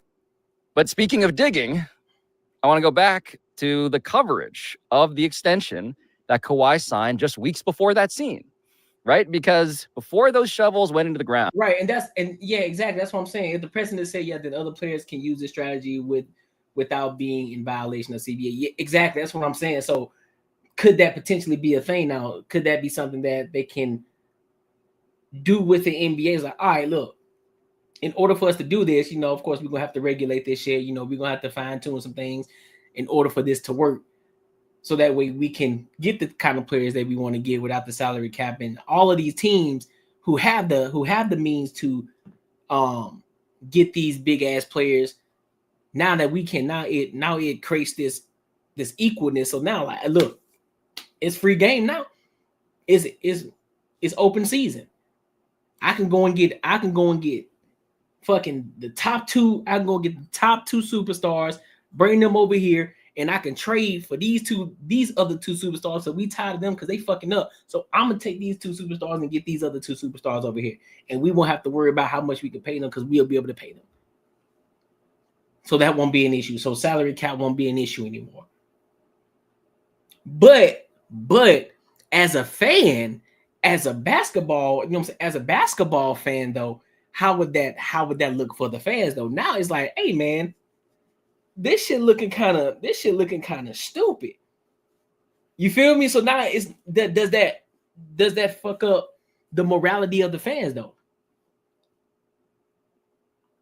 does it do that though? So that's the con of the situation. What does that do to the fans? If this were to be a thing, now we're speaking hypothetical, if this were to be a thing, if they were to regulate this, if this were to be a thing, what would that then do to the fans? How would the fans look at the game now after that, if that were a thing? You may recall that he signs this 4-year, $176.3 million extension. And you may recall also that something didn't quite add up at the time. According to The Ringer, I mean, you may turn over the next page and read the highlighted passage. That Kawhi Leonard officially returned to the Clippers on Thursday came as no surprise. Monstars. What has provoked some head scratching, real. though, is the For real. structure of the contract he decided to ink. How perfectly Kawhi, even when there's no mystery, there's a little bit of mystery. And this was because Kawhi Leonard, as you continue to read through this, essentially did the Clippers what appears to be a favor. So here we have this notably frugal superstar who is complain about the Wingstop coupons level frugal, and he did not do what everyone expected him to do, given that, which was sign the shortest or the longest possible deal in order to maximize his earnings. Instead, to the surprise of many NBA insiders, Kawhi Leonard very helpfully opted for a middle ground. And I just want to acknowledge here that the timing of Kawhi's extension from 2021 does not align super neatly with the paperwork on his $28 million aspiration endorsement deal, David, because that took effect when again? When did it say that on the Right in the start, April 1 of 2022. But now, Amin, what I would like you to do is turn over the page after that. So that's the first type of document you may recall that you ever looked at. This is the original registration for KL2 Aspire LLC that got filed with the state of California, establishing an LLC whose name indicates that it was entirely created to take money from aspiration. It says f***ing Aspire in the title. Look at the top of that piece of paper under file date. November 22nd, 2021. We're now right there at the end of the summer, beginning of the fall, the beginning of that season, when he signs the extension, when the ground is broken, and this LLC, KL2 Aspire LLC, gets registered with the state of California. And now we're getting, guys, to the thing we have not yet established about the fall of 2021 when it comes to the once unsolvable question of salary cap circumvention in the NBA, which is the direct financial relationship between aspiration on the one hand and Steve Ballmer and his Clippers on the other. And that is after the break. Yeah, you definitely called it. Yeah, you definitely called it. 100%. 100%. 100%, bro. Nah, but see that shit crazy. And that's the thing too. I know that there are other situations that has happened. I know that there is. I know I'm 100% sure Kawhi Leonard is not the only one. But it just so happened to be Kawhi Leonard in this situation. Damn, that's wild, man. Let me know what y'all think in the comments, man. Make sure you like, comment, subscribe for the algorithm, and make sure you hit that bell notification. So, let's go ahead and tip over to the main topic of the night. Trump. So, there's some information that's saying that Trump out here being a stool pigeon. They said Trump out here being a stool pigeon, bro. With the Epstein, say he was helping out the FBI in their investigation. But we gonna see about that. So let's go ahead and rock out. Let's get into it, man. Oh shit, hold on. Give me a second. That I wanted to leave alone, but you know what? My producer was right. It's just too sexy. Listen to what the speaker just said about the president of these United States. That he's not saying that what Epstein did is a hoax. It's a terrible, unspeakable evil. He believes that himself. When he first heard the rumor, he kicked him out of Mar-a-Lago. He was an FBI informant to try to take this stuff down. The president knows and has great sympathy for the women who suffered these unspeakable harms. Did he just say the president's an FBI snitch? He said he's an informant. Pretty much. Chris, the president is a Hold on, chameleon. Pete, did you hear what I just said? Did you just hear that the president was a CI for the FBI. You know, talk about deep state. Pete, did I just hear what I thought I heard? That's the first time I've seen or heard it in its entirety. And you want to say, well, if that's the case, Mr. Speaker and Mr. President, why didn't you just say this from the very beginning? But you just touched on it, Chris. The deep state. Let's play along. Let's say it's true. Would President Trump want to say that he was working along with the quote unquote deep state? That in and of itself could be damaging to his political reputation. So I'm curious to see where this goes. As Jesus said, snitches get stitches. Jesus, Look, I did mean, not. But he did turn over some tables, Chris. Now that he did do. He did. He did. He let the money changers have it. He let the money changers have it. You know, he did. Go ahead, The Nina. president is a Let me tell you what chameleon. matters about this.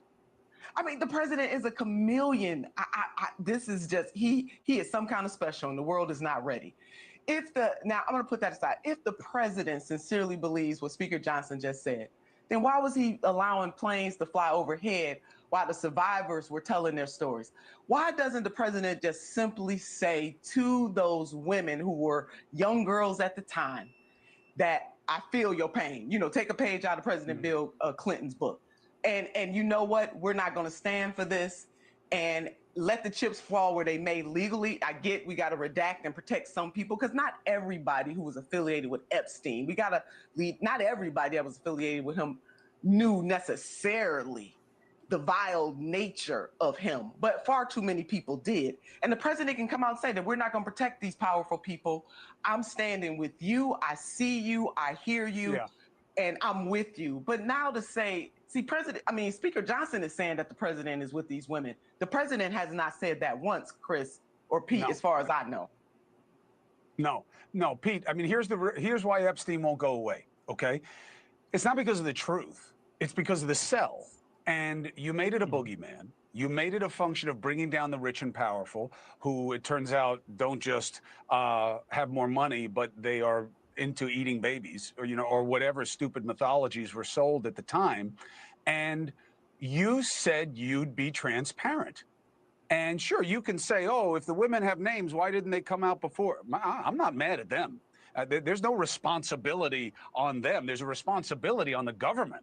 And you campaigned on transparency, and you consistently screw us about it. UAPs, Kennedy, Dr. King, and now this. Why don't they just put out whatever they have? Be careful. Thomas Massey saying John Paulson is one of them. I can't believe he hasn't sued him yet. But do you think it doesn't go away until they give more stuff away? This could dog us as long as the moon landing has dogged us, Chris. I think no matter what comes out, there will be segments of the Republican side and segments of the Democratic side that are unsatisfied and think something is being hidden. I will tell you, I have never been a fan of this. I want justice for those survivors, but the whole Epstein story itself is infuriating to me, because there are people who believe that government is only competent when it comes to conspiracies, that somehow they can execute these extravagant conspiracies without leaks, without anybody knowing what's going on, but they somehow can't run Obamacare or Social Security effectively and efficiently. Bro, here's the thing though. Do y'all really believe that Trump is an informant? Let's keep it a buck. Tell me your honest opinion. You can disagree with me, you can agree with me, whichever the case. It don't matter. But do you truly think that Trump is an informant? I don't. I honestly don't think he's an informant. I think that what's going on, what happens is in the media, any little thing, especially when it comes to Trump or any big name, we're in the age of media. So even if there's no proof of the situation, you can say damn near anything, and it's damn near you already gonna be judged by the by public opinion already as it is. However, there needs to be some sort of proof behind that. Anybody can say anything. Oh, well, Trump is just an informant. Okay, now guess what? It's a whole bunch of buzz going on around the world now. Everybody's talking about it. It's all in the media now. Oh, Trump is an informant. Is he though? Where's the proof? Where's the documentation? Because isn't that supposed to be public? Isn't that supposed to be public knowledge if he was an informant? I could be wrong. And it's okay. You know what I'm saying? I can hold myself accountable if I'm wrong, but I need to see proof. I can't just go by your word and say, oh, well, Trump is an informant. I don't. You can line the shit up. Well, damn, bro, you see how X, Y, Z happened. He was happening with Epstein. Listen, bro. That's the same people saying that'll be the same people saying that, well, Trump was on the list and Trump was participating in the things that they had going on at Epstein Island. But then there's the other side that's saying that he didn't agree with that, even though you may see names on the list, but that don't necessarily mean they participated per se. So I don't think that he's an informant. Now, if new information, new evidence comes out and tells me and says otherwise, then I'll address it that way. But other than that, I personally don't believe so. I just think it's just they always have to throw something out there in order to keep sparking talk, for people to keep talking, to continue to keep this whole Epstein shit going. How this shit been going on for a long? This man has been gone for years now. You even got people talking about Epstein still alive. But he just on the island somewhere. He on the island somewhere chilling. They had to, they had to off him, to make him seem as if he was already gone. But all these conspiracy theories and shit. And then if there is an actual list, where the fuck is it? And by now, listen, the way that the media is working now, niggas can find shit. They can find shit. At this point, in this day and age, you can find the documentation. You can find that list. Somebody in this world know if there actually is a list. If there actually is a list. Maybe that's just that, maybe that's just that little ghost that people are chasing that really ain't there. You chasing that one little thing that's just never, it ain't there. But just the idea that it could be there, you're going to continue to chase it. Oh, the list. I want to know who's on it. They said Obama was on it. They said Trump was on it. They said X, Y, and Z was on it. They said Martin Luther King. They said all these, whoever else was on it. Whoever else they want to say. So I don't know. You just gotta be careful of the things that people say, especially the politicians. Especially when it comes to politics, you gotta take that shit with a grain of salt, bro. You can't just because they said that don't mean you gotta run with it. Like, hey, hold on, fam. What you just say? He will what? What the information that? Prove that to me. I'm not just gonna take your word for it. Because politicians be lying like a motherfucker. They be lying. So nah, Nah, fam. It makes no sense to me. Yeah, we got to be very careful about attacking what sustains us in this society. We love pulling at the threads, but that's why I have you guys to speak reasonably about things. And Nina Turner, you do that 10 times out of 10. Pete Seat, you too. Thank you very much for being about what's best for all of us, not just some of us. Thank you for watching. Yeah, that's a fact. I agree. Just can't take everything. You can't take everything that all politicians say. Sometimes you just gotta do your own research. You gotta do your own due diligence. But I don't believe that he was an informant. I don't think so. And again, until I'm proven wrong, I'm going down that hill. Facts. I'm just going down the hill. It is what it is. Call me crazy, call me what you want. But I'll down that hill. I would die on that hill. You feel me? So, but make sure y'all like, comment, subscribe for the algorithm, and make sure y'all hit that bell notification. So, I want to go to this next topic. I want to slide over to this next topic of tonight. I told y'all, man, we got a lot of topics we're gonna cover tonight, man. We got a lot of topics. So, I came up on this topic. I didn't get a chance to watch the full live stream, but Anton Daniels, they were talking about how Channing just kind of doubled down on Russell Wilson in regards to him being a simp or being a sucker for marrying for marrying Sierra. What do y'all think? Do y'all think Russell Wilson a sucker for doing that, or do y'all think that he a real man?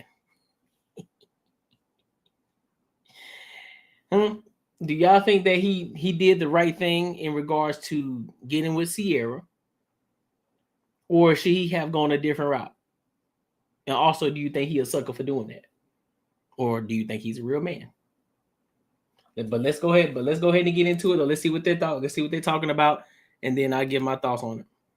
Sierra was recently on the Breakfast Club, and Charlemagne asked, about them referring to Russell Wilson as lame, her man or whatever. And she asked, and she said, well, who are you talking about, for example? Who said it? And so he used the guys from the Pivot to illustrate a point, right? And so basically what they were talking about is, they were asking her how she felt about people feeling as though Russell Wilson is a lame. And then the people from the Pivot decided that they wanted to address it. And so I'm going to play a little bit of the Pivot podcast just so you guys can get a reference point.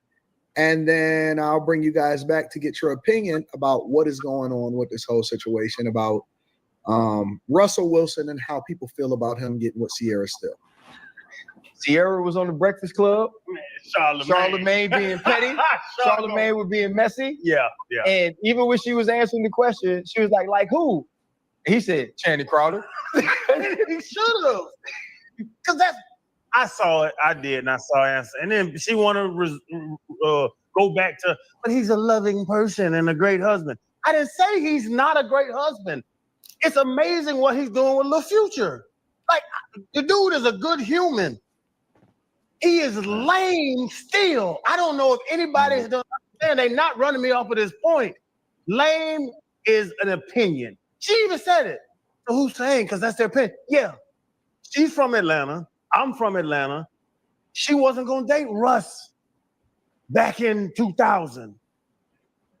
Time came forward. She evolved to dating the lame dude. He is a good person, a good human being, but the dude is lame. Y'all know what lame is. Oh, you know how many people? I'm not putting nobody else in my boat because I'm peddling this by myself. I've talked to a number of people that's like, bro, you're right. He's not like that. He's inner city Atlanta dude is not hanging out with Russell Wilson. Yeah, exactly, Bull City. Yeah, that's exactly what does. It's using the same context. Cornball, lame. Yeah, that's what I'm saying. It's lame. The dude does not. He got that moose shit in his hair. Honestly, bro, y'all looking around because y'all even know I'm right. The dude is not a cool person, but that's my opinion. Right. You go find the boys that play at Wisconsin and Nebraska, they'll hang out with us. A dude from inner city Atlanta is not hanging out with Russell Wilson. That's what I say. Lame to me is different than lame to y'all, is different than lame to, I guarantee him and the Logan Mankins would get along. You see what y'all understand what I'm saying? I guarantee him and some square ass dude from somewhere would get along. I'm looking at him and saying, man, I know for him, he's lame. So he tripled down, actually, not even just doubled down, but he tripled down on Russell Wilson being the lame dude that Sierra would have never talked to prior to getting with Future. I would love to get y'all opinion on this. I think it's just per most of it. It's like dumb black people stuff. Like, I was talking to a black woman and she called me lame and boring, but I like it. Like, what the fuck does that mean? Like, what makes me lame? Like, I don't understand. Because I don't do nothing. I don't get in trouble. I go to work and go home and play my video games. Is that why I'm lame? Were you offended by what she said? No, I was confused. I genuinely don't get offended by people I like don't care about. So no, I just think she's stupid. So I'm assuming that you stopped talking to her. Yeah, I didn't text back the next morning when she said good morning. And she was confused why I stopped texting back, and I didn't feel the need to let her know why. All right. I agree with that, Quentin. I was wondering, like, what exactly makes him lame? Because the only thing he said is like, "Oh, the inner city guys won't talk to him." Okay, right. So he's not like, I don't know, like you have to break laws or sell drugs or whatever not to be lame. I just don't understand like where that's coming from. And then you always hear, well, nice guys finish last, and they, you know, men make it seem like that's a problem, but then you dog out the men who are nice. I just like, I don't know. Well, let me the reasons that y'all they missed the point. So when you talk about somebody who's lame, who's a cornball, right? Typically speaking, they tend to do sucker shit, right? Now, Russell Wilson, just because they're talking about Russell Wilson, right? Russell Wilson seems to be a great person, a great human being. I'll hang around Russ. I'll be 100%. I'll hang with Russ. Shit, he know investments. He know about investments. You know, like a great person, wholesome guy. You know what I'm saying? Look like he'll take his shirt off his back for the people that he care for. All of those different things. But at the same time, certain decisions make you lame. Certain things that you tend to do. In this particular situation, him scooping up Sierra. That's a very lame decision. And that's a nice guys finish last situation. And the reason I say that I'm not saying that he probably couldn't have gotten another chick. I'm not saying that. There could be nuance behind it. There could have been, this probably been the girl that he been wanting to date for years on when he was young. He been eyeing her, and then he finally got the opportunity, even though she been bust down and got a baby by Future, the nigga who been fucking the entire industry. You feel me? The entire industry of women. But he wanted to get Sierra.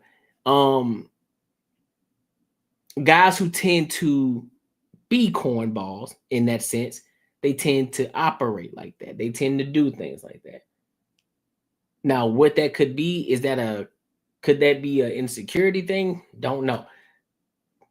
Or confident? I don't know. But it tends to happen. It tends to happen. And so that's the situation in regards to what people look at like, bro, you a sucker for that. Like, wow. You this guy, you got money, nigga. You had money before the NFL. You're heavy into stocks, you're heavy into that investments and shit like that. So I'm pretty sure you got a crazy amount of money outside of the NBA. I mean, outside of the NFL. Not an ugly dude at all, well put together dude. And you telling me you ain't have no other options? You went with Sierra? Out of all people, out of every woman that you done passed up, Sierra. So there has to be some nuance. There has to be some context. There has to be one of those things like, look, bro, I gotta have her. I have my eye on her. I'm not wavering from her. I gotta have her. If that's the case, do your thing, bro. But still, it was a bad decision. I don't give a fuck. I agree, Kim. It's kind of weird because men will come down on a woman for dating a man like Future over a man like Russell Wilson. But what do you do? How do you vet? How do you date when you have men like that saying men like Russell Wilson are not who you should be dating? They're lame. Yeah, because Molly, you missing the point. Russ is the guy you're supposed to date before you get with the Futures. That's why when they say nice guys finish last, the nice guys that they're talking about, those are the guys that they were supposed to get with from the jump. Those are the ones that they should have been with. See, nobody would say anything. Nobody would call Russ a sucker if she would have been with him before she got with Future. If she would have created this family with Russ, had all her babies by Russ, there wouldn't have been no issue there. Nobody would be talking about this. Nobody would have a conversation about Russ right now. Nobody would be talking about it. We'll be looking at it as, damn, bro, he did, nigga, shit, he bad, nigga, he bagged Sierra? How you do that? The conversation to be different. Just as, give you another example. if Jay-Z never dated Beyonce, then Beyonce got married or she went with somebody else, she had a couple babies, and then Jay-Z decided to get with her, well, everybody will be talking about Jay-Z. Like, bro, you a sucker. Regardless of how attractive you think or how bad of a woman y'all think that Beyonce is, they'll still call Jay-Z a sucker for getting with Beyonce because she already had kids before him. That's the situation. That's why they talking about Russ. That's why they calling him a cornball, for that simple reason. Nothing else. They ain't talking about the money he made. They ain't talking about his play on the field. None of that. They talking about the decision that out of all the women that you could have chosen, you chose the woman who had babies by Future. That's who you decided to choose. Out of all the women in the world, you got the pick of the fucking litter. You chose Sierra, nigga. Why? I would have felt better if you chose Nia Long. She ain't even got no kids, I don't think.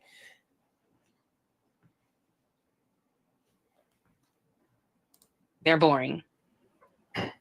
So I don't know. Y'all may need to get it together and stop putting it all on us. Cornballs are normally when we're judging men, or if we picking a pookie because that's oblivious to social norms and don't realize they operate differently. I mean, that's fair. That's a fair point. That's a fair point. Y'all telling us to pick is the pookie. That's a Russell Wilson. So y'all gotta don't get mad at us when we got a 7-time baby daddy. That's who y'all told us to pick. That is not two things. Maybe he's talking about old school inner city guys in Atlanta, because the new school inner city guys are wearing mini skirts at the mall and heels.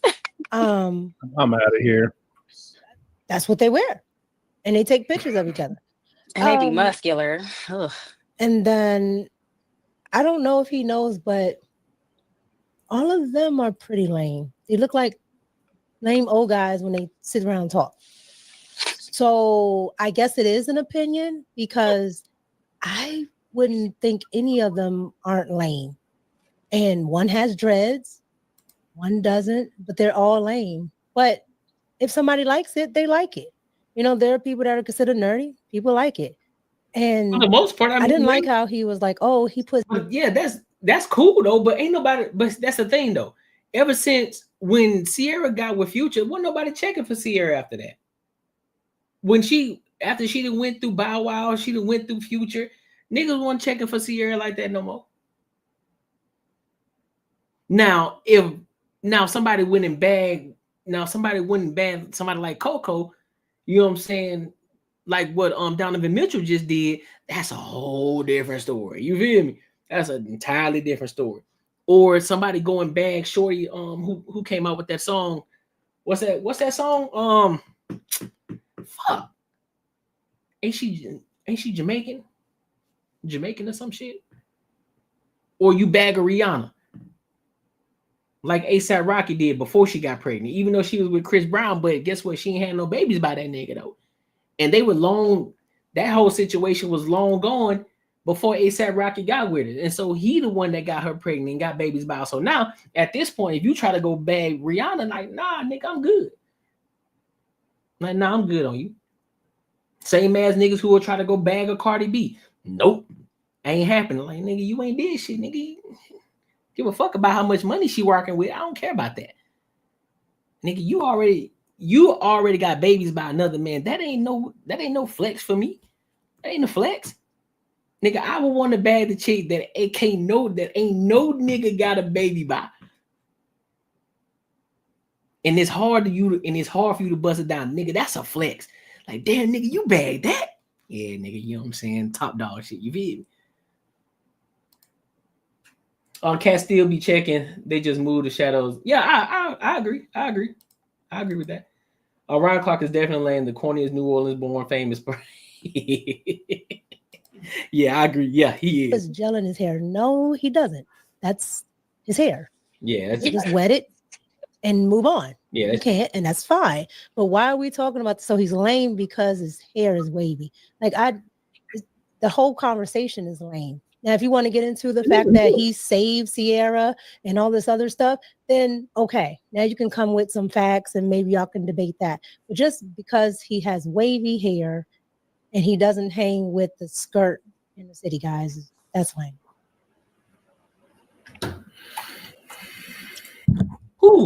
care about? Who don't care about kids, J Ben? Who don't care about kids? I do. I would have never, boy, I would never, ever, no, ever, never in my life, never ever.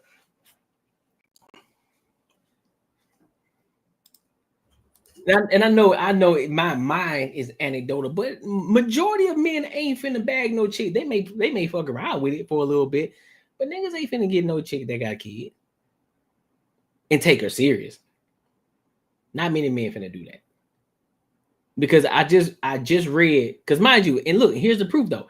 I just read not too long ago that less than 30% of women, and mind you, this is women in general. I didn't even break it down into race.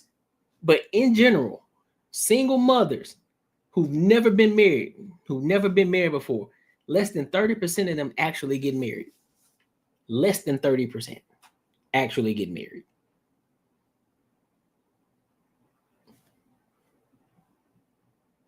That's less than 30%. So just by that number alone. So then if you start to break it up within the races, so that number decreases. So that means nobody really checking for them like that. There are some that slip through the cracks, but niggas ain't checking. Yeah, they'll fuck them. They'll fuck around with them for a little bit, but they ain't finna take them serious and marry them. On the regular, nah, less than 30%. And that's women in general. That's single mothers, generally speaking, who've never been married before. Less than 30% of them actually get married. That's a small percent. They ain't out here getting married like that. Ain't nobody taking them serious for real. Carrie? I kind of agree with Mika. It seems like he's basing it off of what he thinks of himself. And I guess in his mind, he's cool. And he can't see himself hanging with Russell Wilson and the guys that he hangs with. So therefore, Russell is a lame. I'll kick it with him. Now, I can see if he said he kicked it with Russell. You muted. Perfect. Shut up. I could see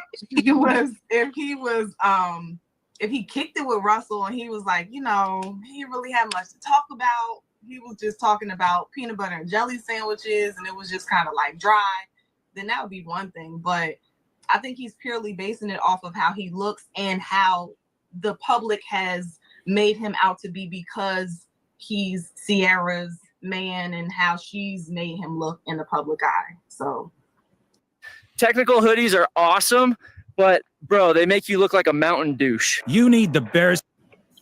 How has she made him look? Well, it seems like people. Never mind. I can't connect it right now. It seems like people believe that he's what do you call it? What do y'all call the guys who like simp? It seems like people think that he's a simp and he's just kind of like being ran over because of how she acts. I guess with her videos, with her dancing, with the stuff that she's said before. I believe she said something, or did she make a song? This is like, it's fuckery. Like nothing's happened in the media that we've heard of to say that anything in their family dynamic is off. Anything that she's done to make people call him a simp. That's who she was before. Like that's who we signed up for. So is it surprising that she still does it?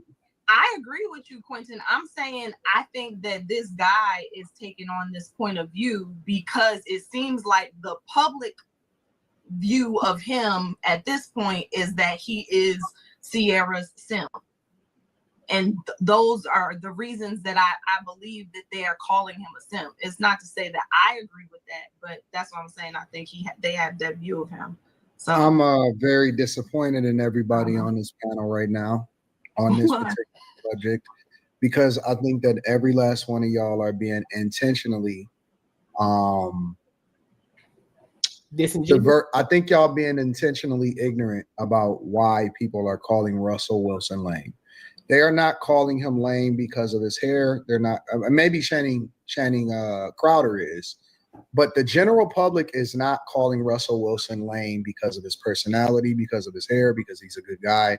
They're calling him lame. And I think that Channing Crowder was exactly spot on one of his points. And that is that she would have never talked to him prior to being in a situation where she had a kid from Future. Exactly. And that is what makes him a simp. That is what makes him a sucker. That is why people is saying that he's a lame, is because he's the good guy and he's taking on another man's seed, while at the same time understanding that she would have had no interest in him because everybody that she was talking to was the opposite of him until she was ready to settle down. And that is why people are calling him a lame. Or she would, because hold up, because what typically happens, a lot of women talk about this, right? What typically happens after a woman has a child?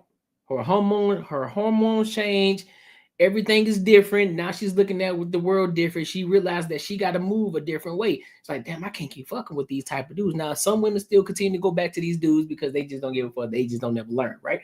But then you got some like, look, man, I got to get my shit together. I got to get back in church. You know, a lot of them start getting back in church. They want to get their life together. You know, they all of a sudden they want to be celibate. All of this extra shit that come along with it, and they want to find a man.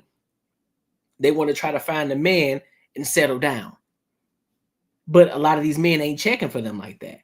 That's typically what happens, because I guarantee you, if she didn't have a kid, we all know Russell Wilson would not be with a Sierra.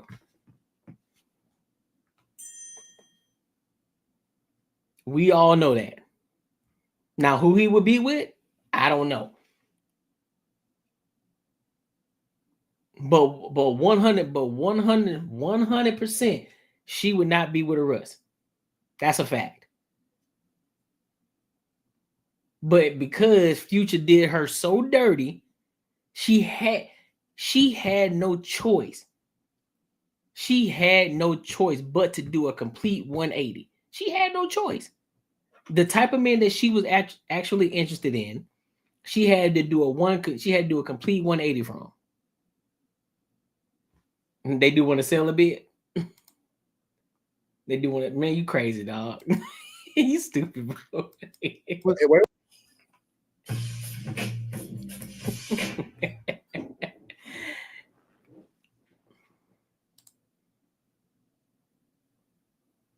She'll probably still be with who? With Russ? Nah, she wouldn't be with Russ. She would have been, if she could have, she would have been with Future. 100%. She would have been with Future. 1000%. And if she didn't have no kids, 1000%, she would not be with Russell. Wait. It's not because of him being him and his personality. Nobody has a problem with him being a good guy. 0 people have a problem. It is exactly because of his decision, and Channing was right in that she would have had no interest in him because she dated the opposite of him. But then all of a sudden, he's such a good guy.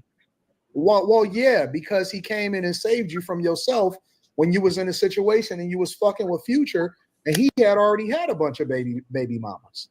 That is why people are calling him lame. At a point in time, you have to like give a woman a pass for like, I've dated wrong. It's gone horribly wrong. I've learned my lesson. Let me do something different.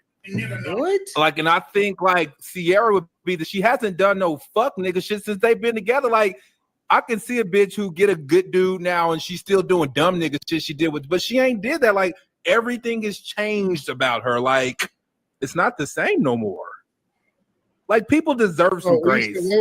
So you should give a woman a pass from her past. Is that what you're saying? This woman, you should, yes. Why? Because she's turned herself to evolve. She's a better person today than she was when she was dating them other dudes. So is every woman that's in church. Just because you're in church don't mean that like I see it, like it looks different. She's a visible person. Most of the women that you see that's praising God, even the older ones, They still be hoes. They want me to bust it down the church parking lot. No, a lot of them have changed. Yeah, he missed, but it 100%. doesn't mean that you should marry him. And so I think you can't. Y'all can't bring up this church shit and not show grace. It's a hypocritical for you to do. Quentin, what the fuck are you talking about? You can show grace all day. Like, listen, bro, I applaud you. You turned your life around. You became a better person. You stopped thinking like this. You stopped being a thigh pocket. Congratulations. But that don't mean that I need to have you in my life. That don't necessarily mean you need to be a part of my life. I'm happy for you. I'm proud of you. Good job. But that don't mean that I need to be with you. Absolutely not. There's still certain things in your life that I just can't have attached to my name. So let me break it down for you a little bit better. So let's just say that, you had somebody who was a registered sex offender, right? You have somebody who's a registered sex offender. And they had this shit pinned on them at the age of 20, 21, 22. Let's just say 24. They had this shit pinned on them as a sex offender. So they got to carry that shit for the rest of their life. They evolved, they get better, they became a new person, they became this entirely different person.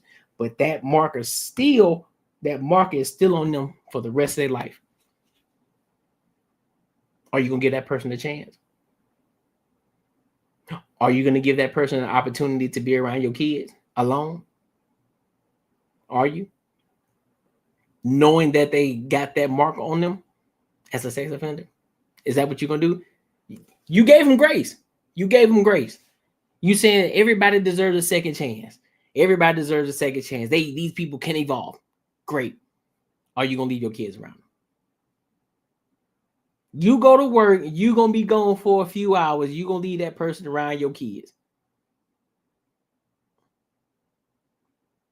Are you? Depends on how they caught the tag. Cool. But generally speaking, most people gonna say, hell nah, I don't give a fuck what happened. You got that tag on you, big dog. That don't look good. The optics of that don't look good at all. So I'm not leaving my 10-year-old around you. I'm not. I don't give a fuck. I don't give a fuck what church you go to. No, that's a no for me. It's a no for me. I ain't doing it. That's just like a person who's been on that pipe for years, but they've been sober for 10 years. Yeah, you probably still don't want to leave that pipe around them because anything could trigger them. Nope. Nah, big dog, I ain't gonna leave that pipe around you. Keep it moving. I ain't gonna put you in that position. Even though you 10 years sober, nope. I don't want to put you in the position. So yeah, it matters. That shit matters. She can evolve all she wants to. She was still in the Russ kid or no kid. The safety guy always wins once they get the 3 or 4 up and out the system. Some folks only won because them plan Bs were in the PES dispenser. That's what bro, she wouldn't though. That's what I'm saying. She wouldn't. The way that these women, the way that their minds and body changes and everything, they know that they need to make different decisions in life. She wouldn't be with Russ, bro. Fact, she would not be with Russ. I'm telling you, she would not be with Russ. She wouldn't. She wouldn't be with Russell Wilson. 100% would not be with Russ. They could be in the house walking to the fridge naked and Karen peeped their melons and me through the window and called it in. They were minding their business. Nosy folks put that smut on them. Hey, man. Listen, bro. Nah, I'm still not leaving my kids, bro. I'm still not. That's what I'm saying. I'm not putting my kid in that position. Regardless, you can have evolved.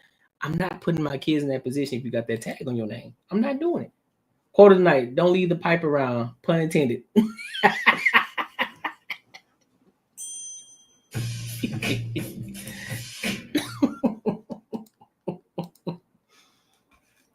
I seen different, so I disagree with the internet on that. I mean, bro, we all know that there are different situations that happen. You know what I'm saying? That some people get shit pinned on them, but in the reality of the world, people look at that's a marker on you, fam. That's a mark on you, regardless if it happened or not. That's a marker on you, and people gonna judge you based off of that marker. And I'm being 100% genuine when I say this. I'm a judge a motherfucker off of that marker. Like, nah, I'm not leaving my kids around you. But nah, this is what happened. Nah, fam, I'm good. I don't want to risk it. I'm straight. I ain't gonna do that. The bad girl turned good. Yeah, the bad girl turned good too. Again, that's it. That's a sticky situation too. Because you can tell that she was a bad girl and not like, nah, shorty, I see what type of timing you on. I'm good. You already been categorized when I first met you. I'm good. I know what I can do with you. So it's not my responsibility to save to forgive you. I don't have to offer you grace. That's what God does. God offers grace. That does not mean that I should be the one to pick up the pieces from somebody else's bad decisions. And I'm so surprised that every single person on this panel almost, I didn't get to Slimmy because he was off camera, but I'm just so surprised that everybody just completely ignored the fact that she had bad life decisions. And it's actually, in my opinion, a bad example of how people are supposed to live their lives, because it gives women permission to go out there and do stuff that they're not supposed to do with the expectation that I'm still worthy of a Russell Wilson, when I personally believe that Russell Wilson was, now I can't speak for their situation now. I'm going to speak prior to them getting together. Russell Wilson was too good for her. Russell Wilson deserved somebody that was much better than her, in my opinion. Yep. And so his lameness had nothing to do with his personality. His lameness had everything to do with his decision making. Yep. And it's unfortunate because the same thing that they holding the whole Liana chick about, and that women are sitting there and saying, oh, she gonna come for you, or all of this stuff when it came to Travis Hunter, is the same thing that we dealing with, but on a different level when it came to Russell Wilson. And so Q is there's been many. You are hypocritical, Q. No, I'm not. No, I'm not. Yes, you are. Because I remember you having the same conversation when it first came out about the pictures of the chick, of the Liana chick that wound up getting married to Travis Hunter, and you was going off and holding her accountable for her past and the fact that dudes was coming out with. But she still act like a fuck nigga too. Hold on. You was holding her accountable for the same thing. Now she don't act right. She still currently doesn't act right. You switching up. You switching up. Switching up. You switching up. She hasn't shown herself to be what Sierra is. Like Sierra. In that defense, I haven't seen. I'm gonna be honest with you. Since I've done, I think maybe a few live streams ago, I've done a live stream on that topic. I haven't seen anything from Leanna since. I haven't seen anything. So I can't sit here and say that she ain't changed. I can't sit here and say that she hadn't evolved. I can't say that. But everybody was saying that Travis Hunter, like, hey, bro, watch out for her, dog. Everybody, myself included. Hey, fam, watch out for Leanna, bro. Watch out for her, bro. Because the shit that y'all talking about, the stories that y'all told, and the shit that you was doing, big dog. This don't look good. The optics of it don't look good at all, fam. But I haven't seen her in the media. I haven't seen her doing anything or, doing this extra shit. I haven't seen it at all. I haven't seen it. Now, will it pop up later? I don't know. So the situation is a little different. However, we've been telling Travis Hunter. We was telling everybody was saying this to Travis Hunter. Going shadow on me. It don't mean she's changed. That's a 100% fact. But that's my point though. I haven't seen anything, so I can't say what she is or isn't doing. I can only go based off what she was doing in the past. So could she have evolved? Yeah, she probably could have. But also she could be doing the same exact thing. She could have. But I still look at Travis Hunter as a sucker for doing that. But they got married now, so I can't really, like, it is what it is. I still look at him as a sucker for doing that because she made him look stupid. Well, she didn't make him look stupid. He made himself look stupid.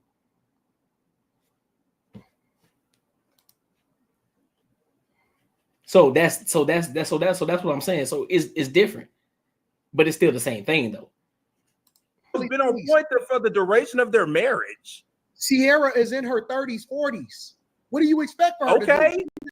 She over the wall. She already got kids. You can't liken her to Leanna Lene, who's still fucking running Travis's name in the media like she is. The one thing about the Liana, you don't even act like she likes this nigga in public.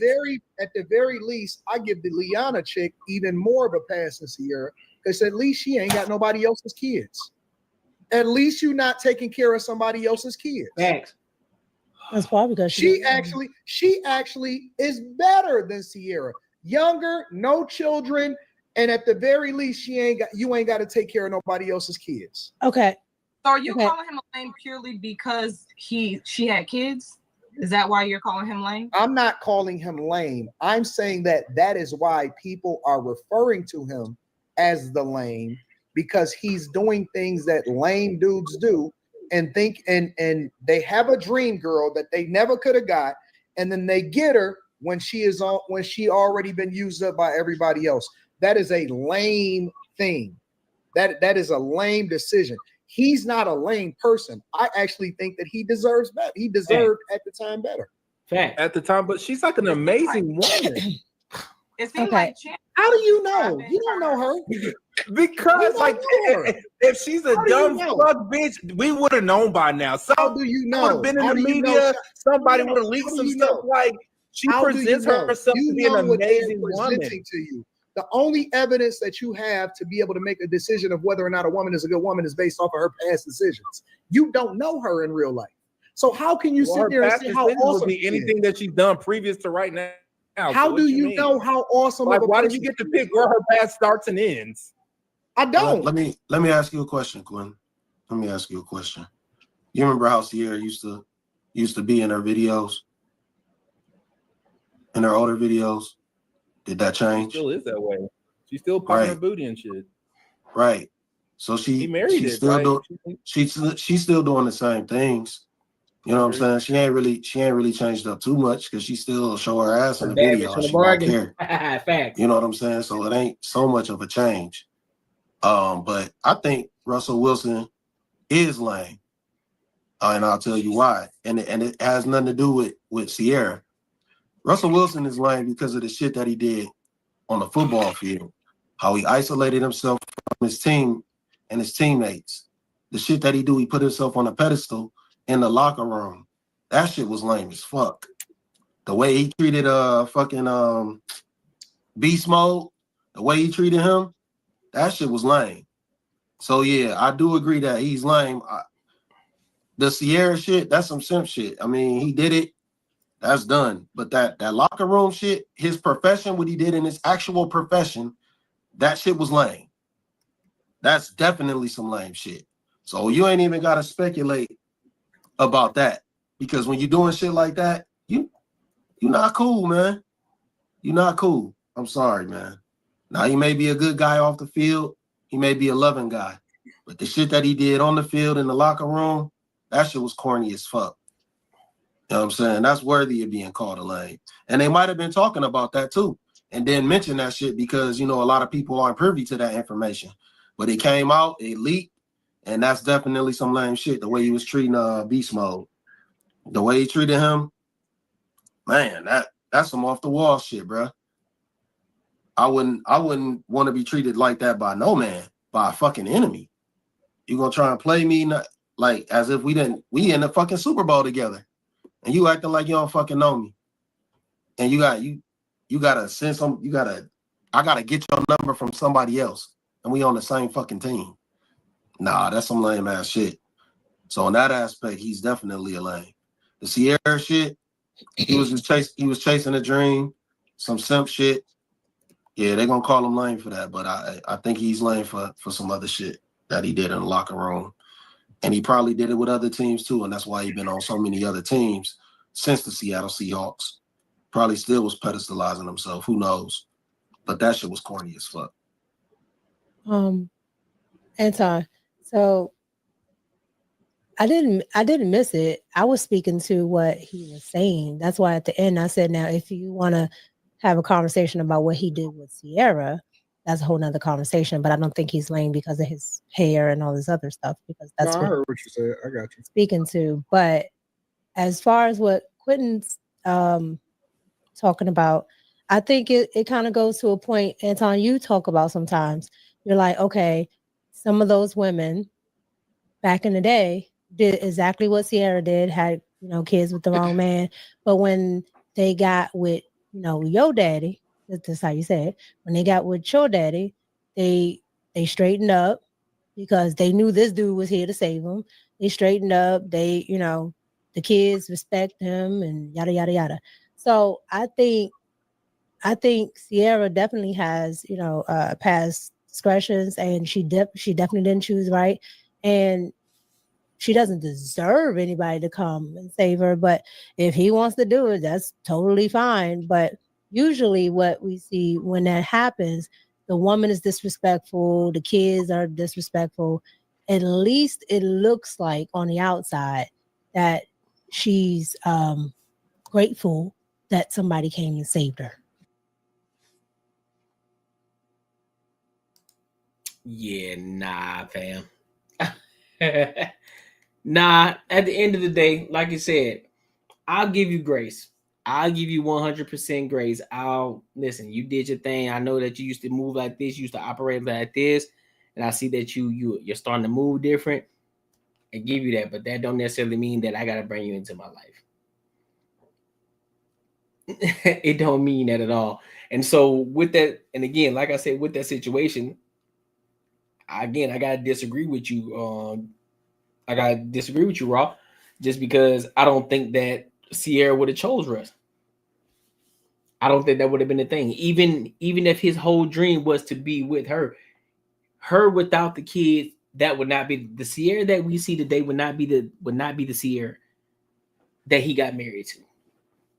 It wouldn't be. Things would be a lot different. He wouldn't be with her. Now, of course, it's all opinion. It's all just speculation because we wouldn't know now because she already got the kids. But considering the fact of who she was dating before the kids and then afterwards, and all of a sudden she with this type of guy, it's a complete 180. Nah, she wouldn't be with him. She wouldn't be with that type of guy. And so, in this sense, though, Russell Wilson pretty much, congratulations, you played yourself. Pretty much played himself in that aspect. He may not look at it like that. He may not seem like that. And again, she may be the one that slips through the cracks. She don't do no wrong. She did everything that she was supposed to do as a wife, and they live happily ever after. I hope that's the case. I do. I hope that's the case at all. But I still think that he could have gotten better.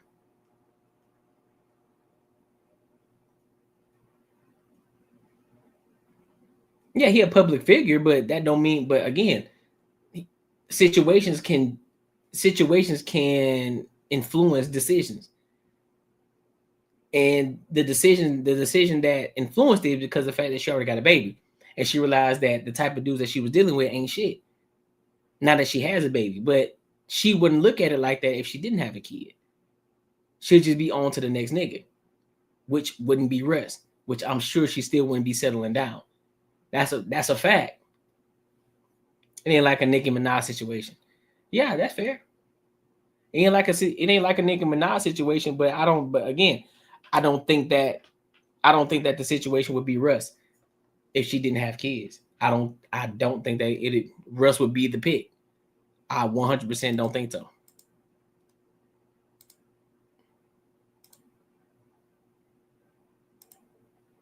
But the shit just tends to happen. The shit just tends to happen like that. But it is what it be though. You feel me? It is what it be, dog. So make sure y'all like, comment, subscribe for the algorithm. Make sure y'all hit that bell notification, man. So I want to go over to this next topic. Myron Gaines. For those of y'all who don't know, you know what I'm saying? Myron Gaines, part of Fresh and Fit. Shout out to them. and I think they getting off of YouTube too, man, because I guess they just want to focus heavily on what is it? What's the name? What's the name of the other platform? Not YouTube, but what's it called? Rumble. They're gonna focus on Rumble because I guess that's where they're getting their bag at, you know, because they got demonetized and all that shit. So he's taking is Kick. I thought it was Rumble. But he's out here in the streets, he's going to different colleges, talking to these different students, and these bro, I'm gonna say this. I don't remember myself being like this. The way that these students are now in college, I don't remember myself being like that and thinking the way that they think. These niggas are real deal. Their minds are fucking manipulated, bro. The way that they think. But we're gonna get into it. Both of them, they let them rock a little more uncensored. Yeah, I think eventually we're gonna have to get on that too. On Rumble and all that. Eventually we're gonna have to jump on there. But I think one thing at a time is once we run this thing up on YouTube, run it up as much as we possibly can, and continue to grow this platform here first, and then I think eventually we'll probably move over to Rumble too, and that's when we can get a little bit more uncut. But as of right now, we're gonna stick to YouTube. We're gonna try to run that bag up as much as we possibly can. But yeah, so let's go ahead and go over to this next topic. You know, he's out in the street, going to different colleges, having these discussions about women, you know, men simping for women. Hence, which is a great segue because we just got done talking about Russell Wilson. So I think this is a great segue into this conversation. Before I get into it though, they're gonna post money moves on the tube, but shows with relationships and the likes will be Rumble and Kick. That makes sense. But let's go ahead and get into it though. Make sure y'all like, comment, and subscribe. What's up? What's your name? First of all, hold up. I'm sorry, y'all. My bad for pausing. I'm trying to get better at pausing the shit in between, but sometimes niggas, maybe I just get triggered sometimes and I just gotta say something. Why the fuck you don't come up to, you know who is there? You know who you're talking to. How the fuck you don't come up to somebody's mic and say, oh, what's your name? Nigga, you know who the fuck I am. No, don't play this game with me. See, that's what I'm saying. I couldn't do this type of shit. I couldn't. Because I get, at sometimes the person that I am, I can be an asshole sometimes. I really can. Because then I'll say, man, next person, bro. I'm not finna do this. Like, nigga, you know who the fuck I am. Don't do that. Don't play with me. You know who the fuck I am. You've seen my videos before. You know who the fuck I am. I'm across all these different platforms. You know who the fuck I am. Next person, bro. I ain't got time for this. I think I get triggered too fast. I swear. Go ahead. What's your question? What's your name? Just ask your question, bro. All right. I just want to know. I just want to keep things respectful, you know. So I don't really have anything. I know respect is kind of strange to you. You know, I know you don't know anything about it, but I just want to bring back the topic of women's sports. You say women's sports are just bad, so I want you to give like an objective reason on why you think it's bad. No, I'm saying they suck. Why? Because they can't compete at the same level as men, and it's a waste of time. Then why are women's sports a thing? Why what? Why are women's sports a thing? Because we want to make women feel equal and happy. Isn't that the goal of America? Equal opportunity? Well, here's the thing. Egalitarianism, right, is great on paper and all, but it's not realistic. Because we aren't, if men and women are not equal, we're not the same. If it's not realistic, then why is it happening right now? Look at women's rugby. Have you heard of rugby? Yeah. All right. So why is women's rugby so highly popular now? Why is it on the rise? Dude, no one watches women's rugby. What are you talking about? Right, when? What the fuck? Oh, goodness. Get low, this guy. Anyways. What the fuck? How about this? Name. Yeah, y'all heard the way he said it? Oh, goodness. Nigga,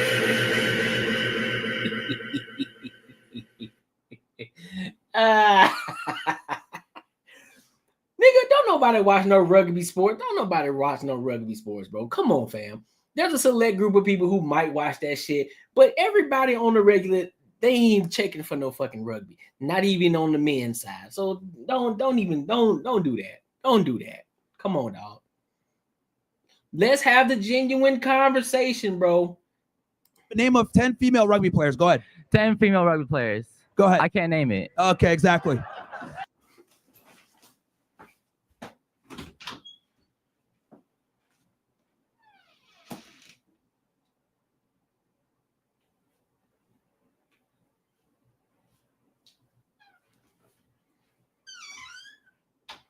See, that's the shit that I'm talking about, bro. Niggas just be talking shit just to be wrong because they think they doing some shit. Just talking. Just fucking talking, bro. You talking about the women's sports is on the rise, rugby is on the rise. Nigga, you can't name 10 of them. You can't name 10 rugby players. What the fuck are we doing right now, bro? What are we doing right now, bro? What are we doing right now, fam? What are we doing right now? Brainwashed ass kids, dog. Stupid ass kids. Now I get what the OGs used to talk about. Like, y'all niggas is dumb. This is crazy. What he say? Butt cheeks and slow mo is why they're watching. The women have hot thigh meat. They do. But ain't nobody checking for him. He can't even name 10 of them. All right, but here. See, and this is what I'm talking about. See, like, okay, I'm glad that we're having this conversation. Yeah. When I say that we live in a cucked out world where we fucking sit there and lie and talk about women are awesome and all this other shit, like women's sports are great. This dude made the argument about women's sports. What are some sports you enjoy? Okay, tell me about women's rugby. He can't even tell me. Why? A lot of you guys are coming. Let's be honest here. A lot of you guys are coming up to the mic right now to simp for some of these women here to try to get fucking laid. Let me say something great about women so I can get fucked tonight. So can I talk about my personal connection? You want to know the rugby? ugly truth about women? Here's a real red pill for you guys. There's no they ugly like truth. guys like me that tell them they're stupid and inferior. They don't like guys that cuck for them like you guys. I played rugby with women. Women are inferior in everything that matters. I have a personal connection to women who play rugby. Women want guys that are better than them. Women want guys that are stronger than them, taller than them, superior to them. They don't want equal cucked out guys like you. Oh, let me see something. Hey, y'all, hold on. Let me see something real quick. Let me do something real quick. Let me do some smart research real quick because I got J Ben. I'm doing it for you, bro. Let me see something. I'm doing it for you, fam. Give me a second. Let me see something.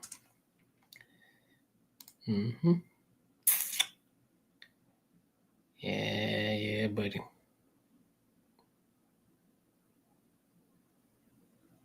Let me see. Trying to see something. Let me see something real quick. Trying to see something real quick. Hold up. Give me a second. Get off the screen. Give me a sec. Hey man, what's this? Get off the screen, bro. I don't want that. Off the screen, bro. Just trying to see something. There it is. There you go, JBN. I got you, big dog. Don't worry.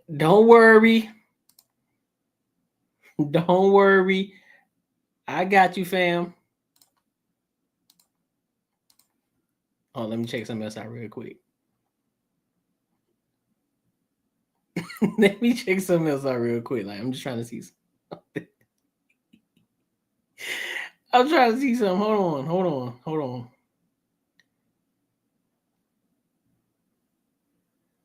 Oh no, that's a torta right there.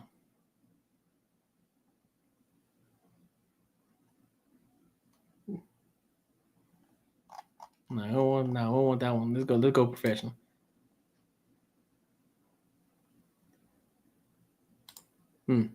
Interesting.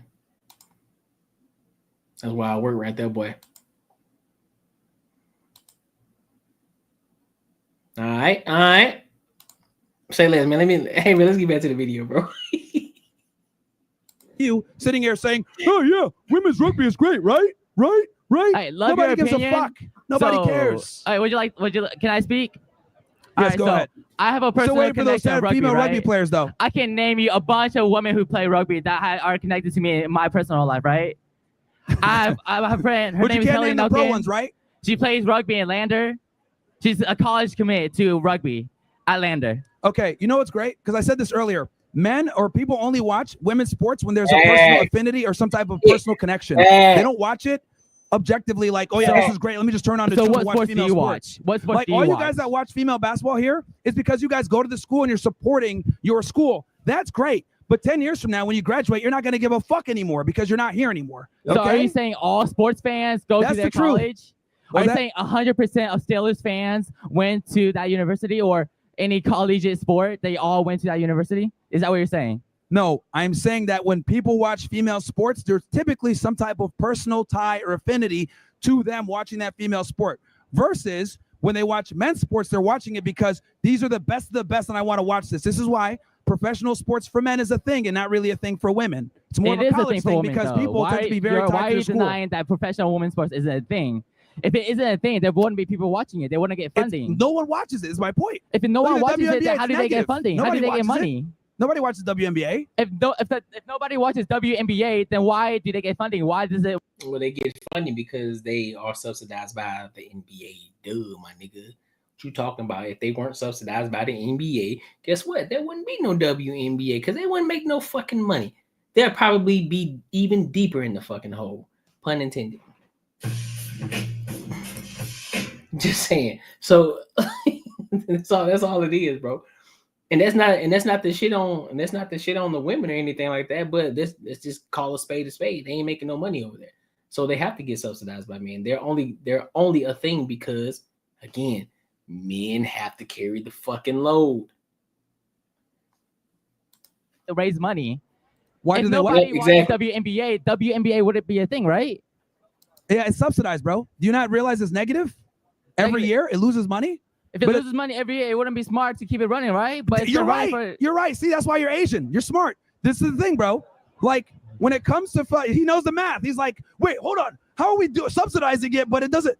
I'll tell you why. Because we fucking simp for women. We need to stop subsidizing their mediocrity. That's my point. Because if the WNBA, if the NBA was negative, we would not be subsidizing the NBA. We'll just go out of business. Corporations won't make the conscious decision to continue that business if they're losing money. The fact that WNBA is still a thing means that they're making money. People are watching it. Here's the regardless of the personal connection. Because here's the thing. Because they want to go ahead and be able to be politically correct. They still want to go ahead and be like, look, political correctness has nothing to do with the amount of revenue a company makes. No, but they will take it. That's my point. They will take financial hits to be politically correct. Look at Cracker Barrel. Cracker Barrel had to go. They went ahead and changed it was a woman, by the way, that did this. They went ahead and changed the emblem. They got a whole bunch of backlash, and they're like, oh, shit, let's change it back. Who made that dumb decision? A female.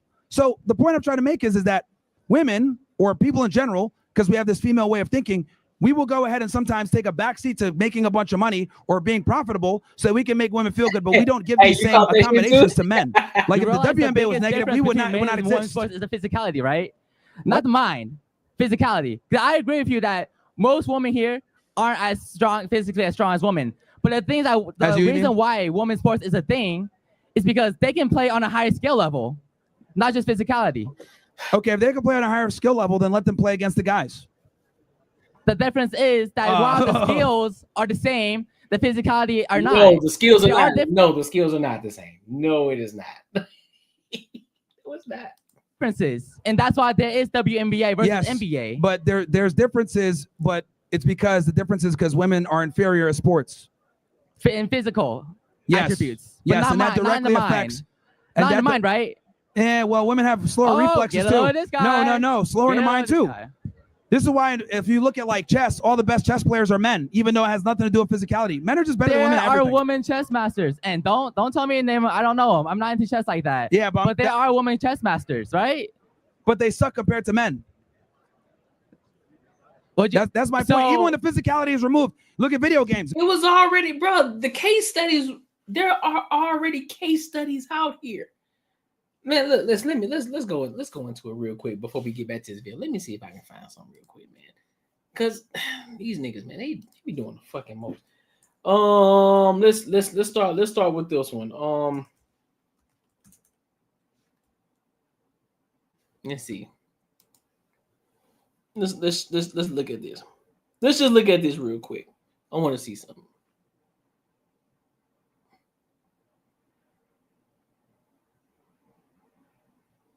Let me see something. What's this? Soccer versus high school.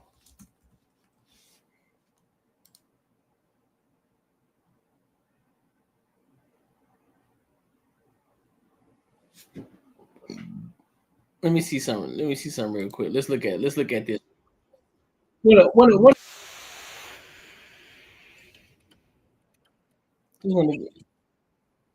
They do say how the female coaches and reason in the field never played. Exactly. Against Christine Lilly and Joe Lohman about formations in Fletcher.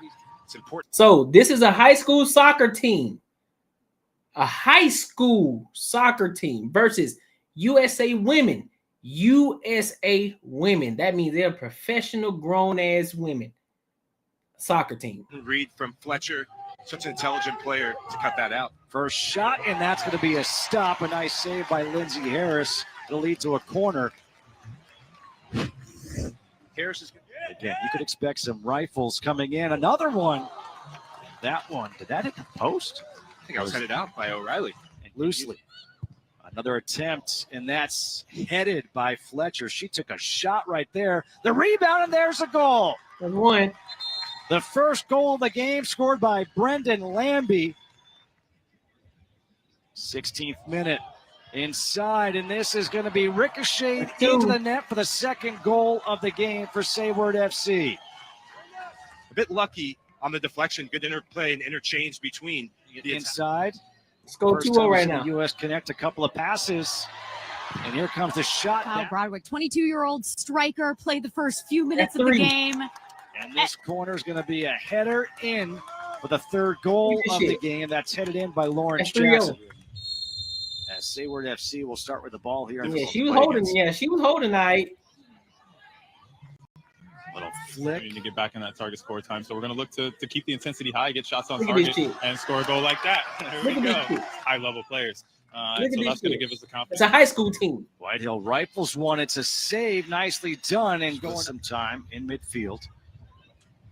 Lofted. Jada all alone. Turns. And another save by Lindsay Harris.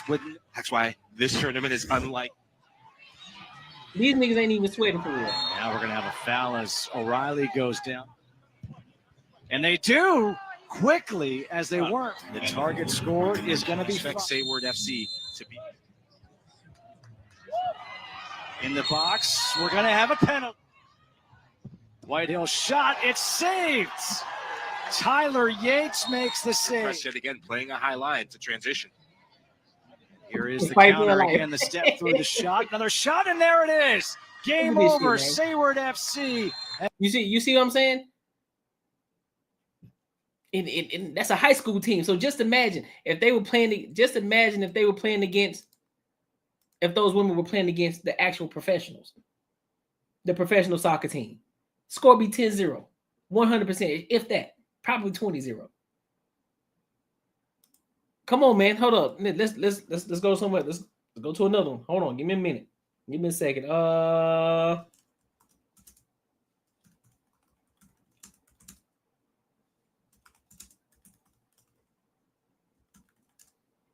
Let's see.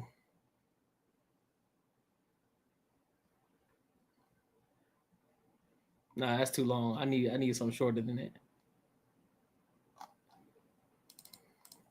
Let's go.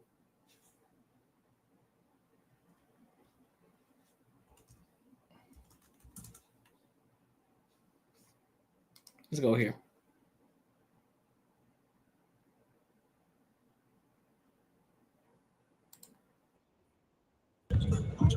Cutting the lead down to 7. Whoa, deeper, come on. Now she mad. She mad. Hey, easy. Foul on keeper Alas. Didn't I say this is going to be competitive? I knew it. Nobody's backing down on this one. There we go. Yeah. Cutting the lead down to 7. Whoa, deeper, come on. So she mad. She mad. Put the clamps, putting the dogs on him. Put the dogs on him. What we talking about right now, dog? She a professional athlete. He look like he a little high school student. He like he a high school student.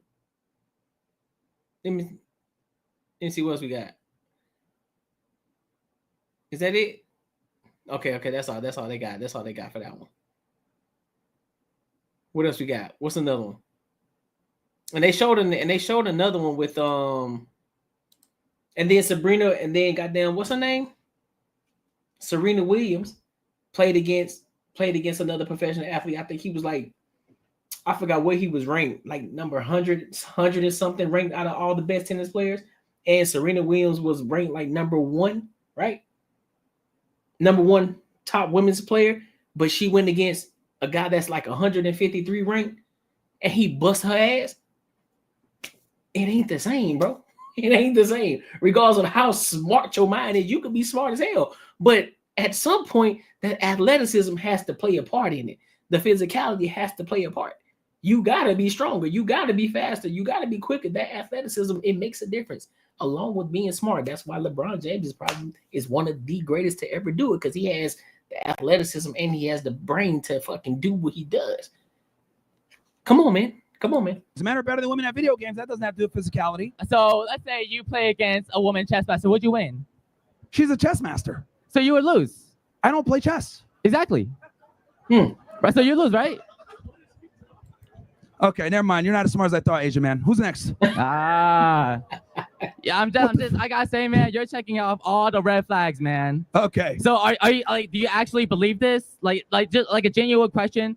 Yes, I do. You genuinely believe all of these? Yes, I do genuinely believe that women suck at sports. Yes. And every other racist, homophobic, transphobic, whatever phobic shit you say. Yeah. Well. Yeah. Whatever you want to say. Who's up next? This guy's kind of performative. Yes, I'm a proud bigot. Who's up next? I'm glad you know you're a bigot, man. Yeah, man. A lot of people are. I'm just honest about it. You're just the biggest one. Yeah. Well, no, I'm just not scared to admit it. Nah. We all have a little bit of racism in us. Come on, man. Let's be honest. We all do. All right. What's up? Is it working? What's up? All right. So I just have to go back to women. It's just I gotta do it. You gotta go back to what? Women. All right. So before he asks his questions, let's take a look at him. What do we see? When you look at him, what do you see? What kind of man do you see? What do you see when you look at him? Does he look like an upstanding? No, I ain't gonna even say upstanding. He might be an upstanding guy, but does he look like the type of man that is of a top tier type of man? The type of man that can pull any type of woman. The type of man that when he steps into a room, all eyes are on him. The type of man that walks with his chest high. A man with confidence. A man that is a man's man. Does he look like that kind of guy to you? I'm just asking. Someone offered $1 million for McDonald's Men All-Star versus. Yeah, I saw that, bro. I saw that. I think he was a coach. He said he'll pick the number one high school team versus the WNBA, and he said they will destroy the and get your best players in the WNBA. And they said the number one high school team would destroy them. I saw that, but don't nobody want to put no money up because they already know what it is. They don't want to put the money up. Women like to talk about them, yeah. Okay. So a lot of the women talk. You made this like bold claim about women in the military and law enforcement. Yeah. Right. So I'm just curious, like, what's your experience with that? I'm just curious why you say that. Why do I say that? Yeah.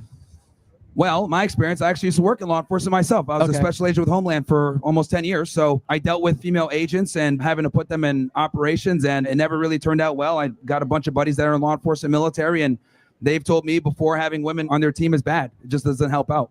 And that's just because they're women? So you've had bad experiences with men too then, right? Well, again, yes, you can always have bad experiences with men as well, but with the women, it's far more prevalent. So you're absolutely sure it's just women? So there are like plenty of men that make a lot of mistakes. Like there are a lot of male officers that just like shoot people for no reason. So I'm just like really curious why you're really pinpointing women. Like mentally, they're no different than men in like IQ and intelligence. Like that's just fact. We're not different in that way. Actually, why are you shaking, bro? Women think far differently, and we process information far differently. Okay, so maybe we're so not let's say the we same. think differently. Why does that make them like less capable mentally? Well, we don't think this. See, here's the thing: you men and women are not equal, bro. We're not the same. And this is like that liberal. Well, yeah, point. we're different genders, different sexes. Yeah, but he's shaking. But he's shaking like a stripper. He holding on tight as fuck to that mic, cause he every time his hands out, he like this.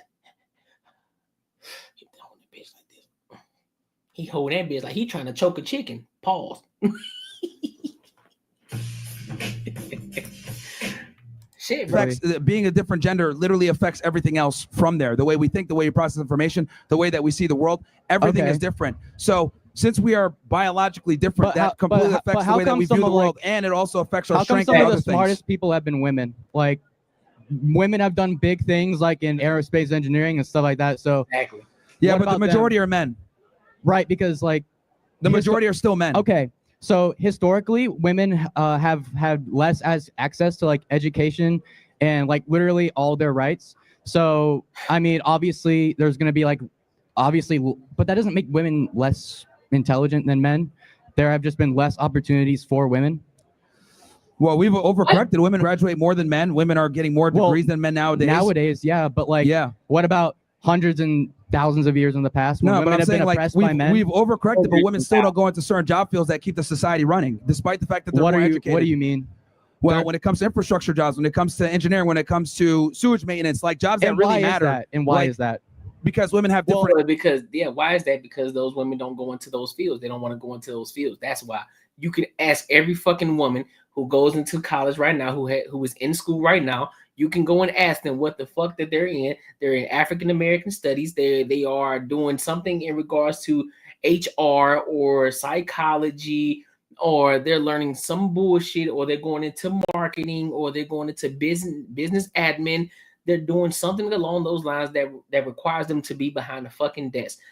They aren't going into these other fields. They aren't going into electrical engineering. They aren't going into these trades to learn how to weld. They aren't doing anything to learn how to become an electrician or a plumber. They aren't doing these type of jobs, bro. Y'all niggas need to stop fucking simping for these women, bro. Real talk, dog. Yeah, nursing and shit like that. How many women do we know right now when they realize that life ain't going for them? They, you know what? I'm going to nursing school. I'm going to be a nurse. And then after that, I want to be a travel nurse. All of this extra shit, teaching, all of this shit. They aren't going into these fields. They talk about how educated they are. Oh, I'm the most educated. Cool. No, you're actually not the most educated. Well, that goes into the race. So I'm gonna keep it out of the race aspect of it. But yes, you are. Yeah, you can say you're the most educated and the most enrolled. I'll say that. Cool, wonderful. But that doesn't mean that you're top tier. That does not mean that you're making top dollar. Okay, great. You got a degree. I do too. So what? What's your point? You got a degree. Great. You going to get your master's? Wonderful. Now you just in school creating more debt for yourself. Go ahead. Do your thing. Because you don't know what else to do out here with your life. That's why you still in school. That's why you 37 years old and you still in school. Now you going back to get your PhD. You ain't doing that. And mind you ain't getting your PhD in something that's actually life-changing. That's actually like you ain't getting you ain't a doctor or no shit like that. You ain't no lawyer. You ain't doing anything like that. You want some bullshit. You getting these bullshit degrees out here that ain't really affecting your life in any kind of way. Yeah, cool. You got a master's degree just so you can go be a manager at Walgreens. So I don't pay attention to none of that shit. Interest based on biology. Thousands of years ago, women were allowed to do that.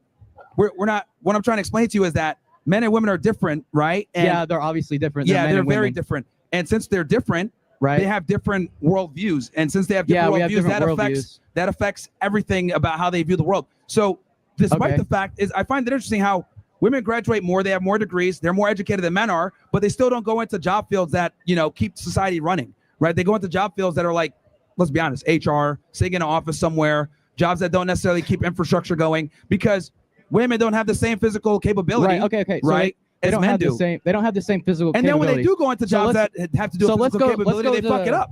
So okay, so now let's go to the military, for example. You said you're okay with them in support roles, right? What's that? You're okay with women in support roles in the military? In support roles, yeah. So like support roles are like 90% of the battle.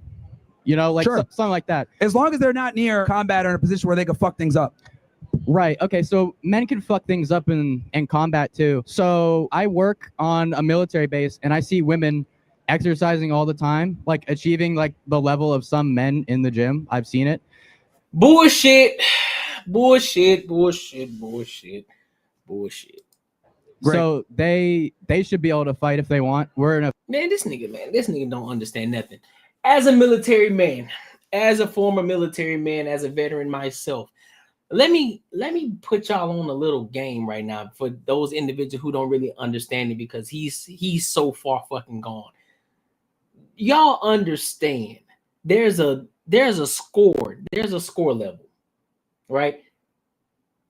The score level that we have, especially just in basic training alone, and then so on and so forth. You know, you have to continuously make sure that you maintain your fitness level, right? There's a scorecard that you have to have. And that scorecard, you know, just determines where you are, you know, your physical fitness and everything. That scorecard is scored different from men versus women. It's not the fucking same. So the max score that you can get for doing certain workouts is a 300. So this, I know they changed things now.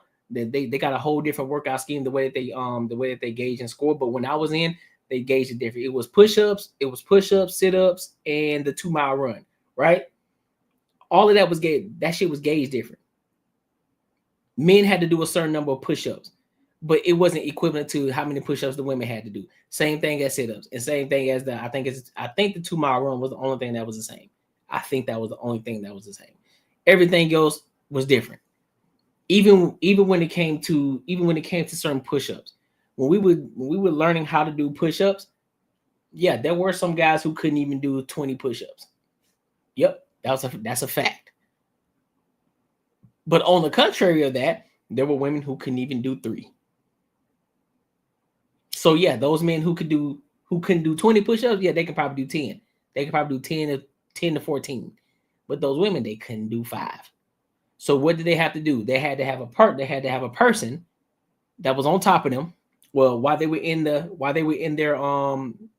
push-up position stance, a person would stand over the top of them with the towel that'd be around their waist to help guide them in their push-ups. So when they go down, they'll have the towel in their hands and they'll guide them. So like, let me show y'all real quick.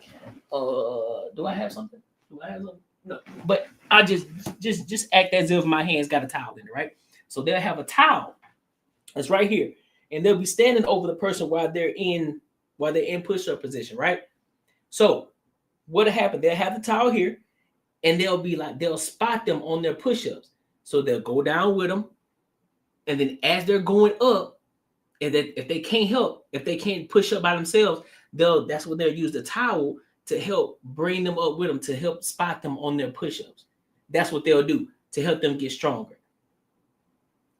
That's what they would do to help get that. And so when I was in during the basic training, so I was one of the people who got a 300, which was one of the max scores. So I think I had ran like a 11-minute 2-mile run. That's when I was like top tier fitness, hauling ass. I had a 11 20 2-mile run. I did 85 or 90 push-ups in 2 minutes, and then I did 100 sit-ups in 2 minutes. So everything was geared off of 2 minutes. So you had 2 minutes to do X amount of push-ups, you had 2 minutes to do X amount of sit-ups, and then you had to do the 2-mile run after that. And so I was one of the ones that peaked out at the max score, right? And then then you had the women's side. I think they had to do about 50 push-ups, 2 minutes. Somebody correct me if I'm wrong. I don't remember it exactly, but I know it wasn't as much as men. I know the numbers was different. They had to do a certain amount of sit-ups and a certain amount of push-ups in 2 minutes, but their 300 wasn't graded the same way that the men's were graded. It was two different things. So that woman who was 300, my 80 something push-ups was to her 50 something push-ups. And then my 100 something sit-ups was to her like 80 something sit-ups. So it was geared different, but she still got a 300. So it was different. It was not the same. We scored different, but she still got a 300. So it was never the same because they had to skew the numbers in order for them to feel the same, if that makes sense. Hope I explained that right. That's movement. I used to run the 2 mile. I used to run the 2 mile in track. I would get so far ahead, I would backwards. Yeah, for real. That's what I'm saying though. So like, yeah, at that time I was moving, bro. Like I was gunning that bit. You feel me? I was moving like a dog. And I hated running, but I had to. I was like, fuck that. I'm gonna lock in. I'm trying to get done with this shit. Hauling ass. But I still never beat this one guy though. It was this one guy. All he do was fucking run. He ran like it was fucking breakfast, bro. He eat, sleep, and shit running. That's what he did. He ran a fucking 2 mile. I kid you not. This man ran. I'm sprinting this 2 mile. I'm hauling ass around the 2 mile. Fam, this man ran a goddamn 9-minute 2 mile. I said, nigga, how the fuck you run a 9-minute 2 mile? But here's the thing. He could never do push-ups. He could never do push-ups. He could never do the sit-ups. He struggled. He struggled on the push-ups. He struggled in the sit-ups. But when it came to running, boy, get out the way. He was moving. That nigga started off sprinting. I swear to God. I ain't kidding. I'm like, this nigga ran a 9-minute. We had 2 miles ago, because I remember it was me and this one guy. We were neck and neck. We running. We together. We like, hey, we gonna keep up with each other. I'm like, all right, bet. Let's go. We just hauling that. This other dude, he just tried me. 9-minute mile. I'm like, fam, how the fuck you get 9 minutes? Nah, but here's the thing. He was a white dude, bro. He was a white dude. He was a white guy. He was a white guy, and I think he was from the north. I think he was from Minnesota. I think he was from Minnesota or some shit like that. He was from somewhere up north. Couldn't tell him nothing. Couldn't do push-ups for shit. Couldn't do sit-ups for nothing. But when it came to the running, blew it out the water. Shit was crazy to me, dog. A free country with equal rights for all. So kind of like discriminating against women for being women is just kind of insane, don't you think? Like, I'm discriminating to protect them from themselves. And I would argue a lot of them don't want to be in combat roles anyway. See, this is the thing. But some do. Some do. So no, they don't. Yeah, they don't. The staggering majority. One more time before I pause again. And picture this, ladies. For those of y'all who may get upset about this. Picture this. Because y'all need to really understand this. Picture you in the military as a woman, right? You are 100 and let's just say you 140 pounds. You about 5'4", 5'5", 140 pounds. And you, for some reason, got to pick up this 6-foot man that weighs about 210 pounds of muscle. Who finna do that? You? So you telling me you finna pick this 6-foot, 210 pound man that's full of muscle. You telling me you about to put him on your shoulders and carry you? And carry him? About 10 to 20 yards? Yeah, all right. I see plenty of women. Why do you think women haven't been in infantry for so long? Because they weren't allowed to. Good. Like that's good. But like there are women who want to serve and protect their country in combat roles, and they shouldn't be in infantry anyway. And that was back when America was based. That was back when we weren't idiots. Why are men like? Why is it their job to like determine if a woman could fight or not if they want to? That's their right. And there are women who can reach the standards. Because men are leaders. Men are leaders. Women are not. So since we are leaders, we must be the ones. Because we protect society, we run society. So, like, women don't. So the women like teaching students, they're leaders. They're in leadership positions. They're educating society. We're not talking about being a teacher, man. Well, we're talking about what we're talking about military and law enforcement. Roles.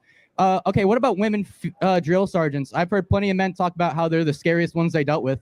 No, they aren't the scariest, but they have a lot more to prove because they are smaller. They are more of the inferior of the drill sergeants. And the only reason that niggas fear them is simply because they're drill sergeant, and they know that they got the backup of the men drill sergeants who are the actual ones who will fuck your life up. So yeah, so they can do what the fuck they do. They can go and talk that shit. Man, I had a drill sergeant. She was small as fuck. She was about 5'2". She was about 5'2" and pregnant at the same time during my basic training time. I'm looking at her. I'm like, shorty, what the fuck you gonna do to me? But because out of respect of her rank, out of respect of the military, out of just respect overall of what she had to go through to become a drill sergeant, I was like, you got a drill sergeant, do your thing, you know what I'm saying? But they gonna scream her little voice and shit. I'm like, look at your little cute. I put you in my little pocket, shorty. Like, who are you? But then you got the other drill sergeants, the male drill sergeants, niggas sitting back there just kicking it, looking like they ready to look like they'll dot your ass at any given time. So yeah, you gonna do what you're supposed to do. So yeah. But I guarantee you, a guy like him, he'll probably cry. He'll probably cry at a 10-week basic training.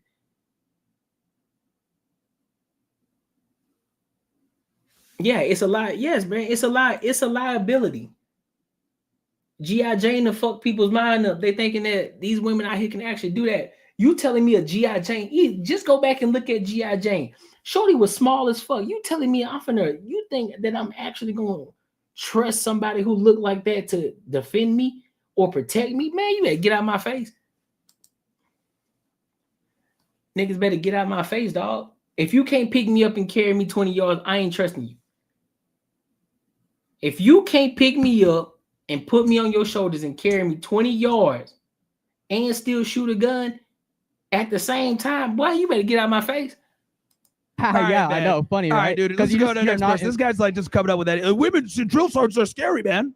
Bro, I'm talking about like people who have served in the military. I can't take a woman seriously. She's yelling at me like, drop down and give me 20. I'm like, all right, bro. Like, make me a sandwich. All right, because you're just a loser. Because like you don't respect anyone or anything. Look, dude. Again, you're another guy that's trying to get laid tonight. Look, I promise you don't have to simp like this for girls. Because I want to get laid tonight. They like guys that tell them that they're dumb. That's in your head. You're the one thinking about getting laid. You're the one who brings OnlyFans girls on your podcast so you can. Yeah, they make better arguments than you do. This is pathetic. Okay, they make better arguments than you do. All right, well, they at least understand their biological limitations. They at least understand. All right. Well, at least while you're on campus, at least like follow like the rules that we're supposed to follow. The Carolina Agreed.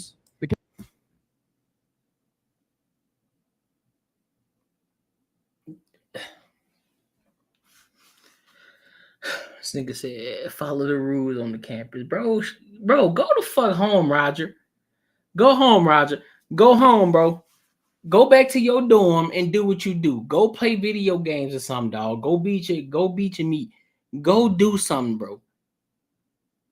Who are you? What are you doing? What feminist or what ABC community woman has psyched your mind up to go and talk whatever the fuck you talking about? Because I don't know. Just go back to your room, dog. Just go back to your room, close the door, lock it, and don't come back out until it's time to go back to class. Because you bugging. Carolinian Creed, where it talks about like what? Not the Carolinian Creed. What is that? The rule, like the guidelines for apparently it's saying it's not a real thing. It's not real. Okay. No, the guy in like your little corner is talking. He's making up some fucking. I don't even know what that is. Like, it's probably some cucked out fucking law, like where you got to be nice for some shit to women. I don't fucking know. Yes, that's fucking insane, bro. You see what I'm saying? Y'all see this shit though? Y'all see the type of shit that we be talking about? It's niggas like that. It's niggas like that, bro. It's little niggas like that who make shit a lot more difficult for other men. That's why it's hard for masculine men to be masculine men. That's why they call it toxic masculinity, because you got soft ass, Similac drinking ass, baby bottom soft ass niggas like that. Who don't know how to, who just don't, and again, this ain't no ultra masculine shit. It's just calling it for what it is. I grew up in an era where men were men, bro. Thankfully, I grew up in the era just before the shit became soft. I grew up in an era where men were fucking men. Not like that, but where men were men. not men doing the thing. Y'all give the fuck I'm saying. Pause. Y'all get what the fuck I'm saying. That shit was wild though. Wow. That was wild. But you know what I meant though. Shit, that was wild. North Carolina school? Nah, I don't think it was a North Carolina school, bro. No, actually, I think it was South Carolina. I think there was USC. I think they was at USC. But yeah, bro, I don't understand. I don't understand these dudes. Maybe they grew up in a single parent home, and maybe their mom was teaching them only the one side of what it is to be a woman type shit, and they just, well, I saw my mom do this. I don't know what the fuck it is. Maybe they trying to get some box. I don't know. Niggas like that would do anything to get some box, bro. Cause y'all remember the shorty. Y'all remember, damn, what was her name? Gypsy. The Gypsy shit was where her mom kind of. Yeah. Y'all remember Gypsy, the one where the shorty where her mom made her believe that she was handicapped and shit like that because she wanted to keep her by her side and all that. So all through her life, she believed that she was handicapped. She couldn't move. I forgot exactly what the disease was. I'm talking about taking her to doctor's appointments. The doctor was trying to tell her that she wasn't nothing. That was a good ass series though. And then come to find out, this one dude who I guess was in love with her, she convinced him. Yeah, Gypsy Rose. Yeah, she convinced him to off the mom. That's them type of niggas, bro. That's who them type of niggas are. Because you couldn't convince me at all. Couldn't no woman convince me, not even let alone not no man can convince me to go off somebody else for them. I'm like, nigga, you better take care of your own fucking business. Don't put me into your bullshit. That ain't, nigga, I'm not finna go to jail for you. Who is you? No. If you gonna do something like that, look, matter of fact, don't even tell me what you're gonna do. Because if you tell me what you're gonna do, and then the police come to me and ask me, did I know? I'm saying yes. I'm saying, yep, I knew. They told me.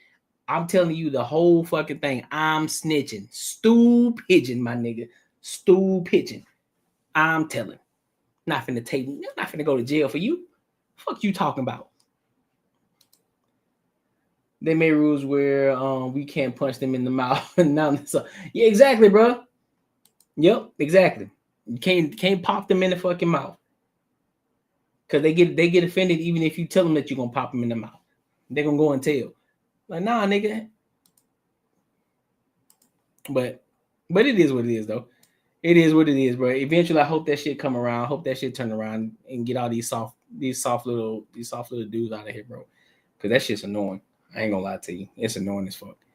I'm getting tired of seeing them. I really am. But make sure y'all like, comment, subscribe for the algorithm, and make sure y'all hit that bell notification. So let's go ahead and go over to this other topic. Charlie Kirk. Again, we got another one, y'all. We got another liberal student. So we're gonna get into this, and then I'm gonna give my thoughts and opinions in between. All right, let's rock out. Yep. Hey, Charlie, how's it going? So I wanted to speak to you about sex and gender. I think we have a disagreement there. Oh shit. Go. I feel like we can agree on sex. There are male, female. You're either born male, female, or in some instances, there's a case of intersex persons. But I think our disagreement lays with your interpretation or your take on gender and how it's directly linked to sex. And I just kind of want to see where what's your thoughts on gender, or what's your take? Because I'm not quite sure. I'm not really caught up on what you've. Sure. So gender's a made up concept. Do you know who made it up?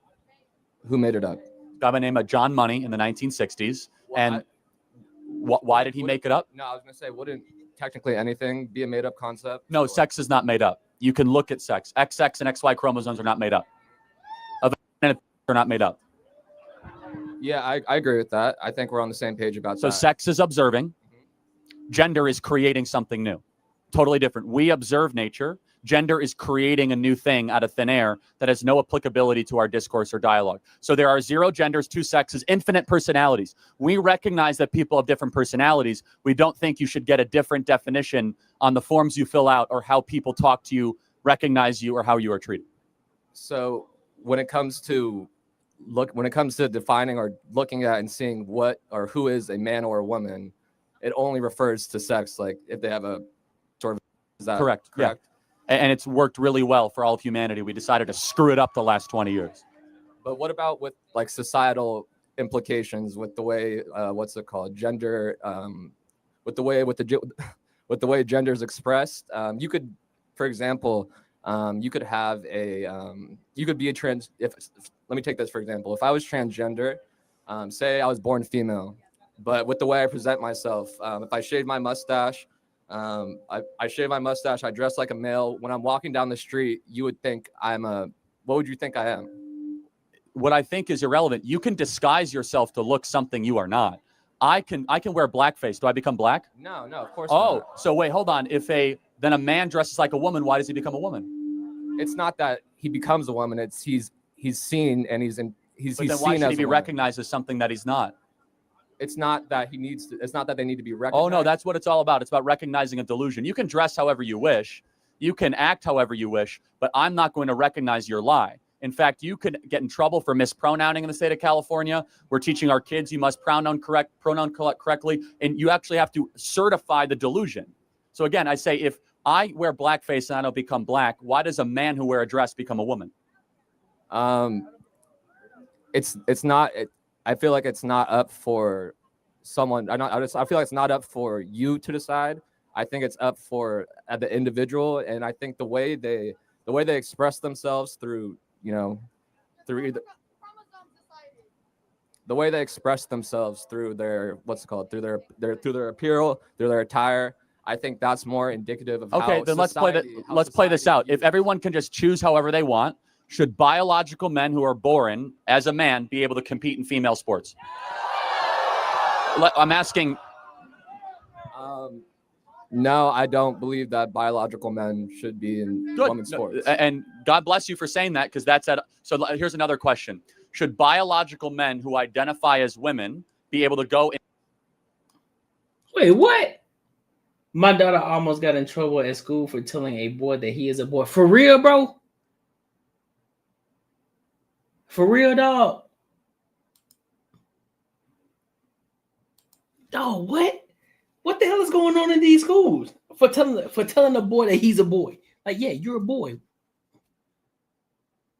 Schools really out here doing that? Yo, that's fucking crazy. Nah, bro. See, that's what I'm saying, dog. That's what I'm saying, bro. This shit don't make no sense. You get in trouble for telling the person what they actually are. Yeah, you're a boy. And you get in trouble for it?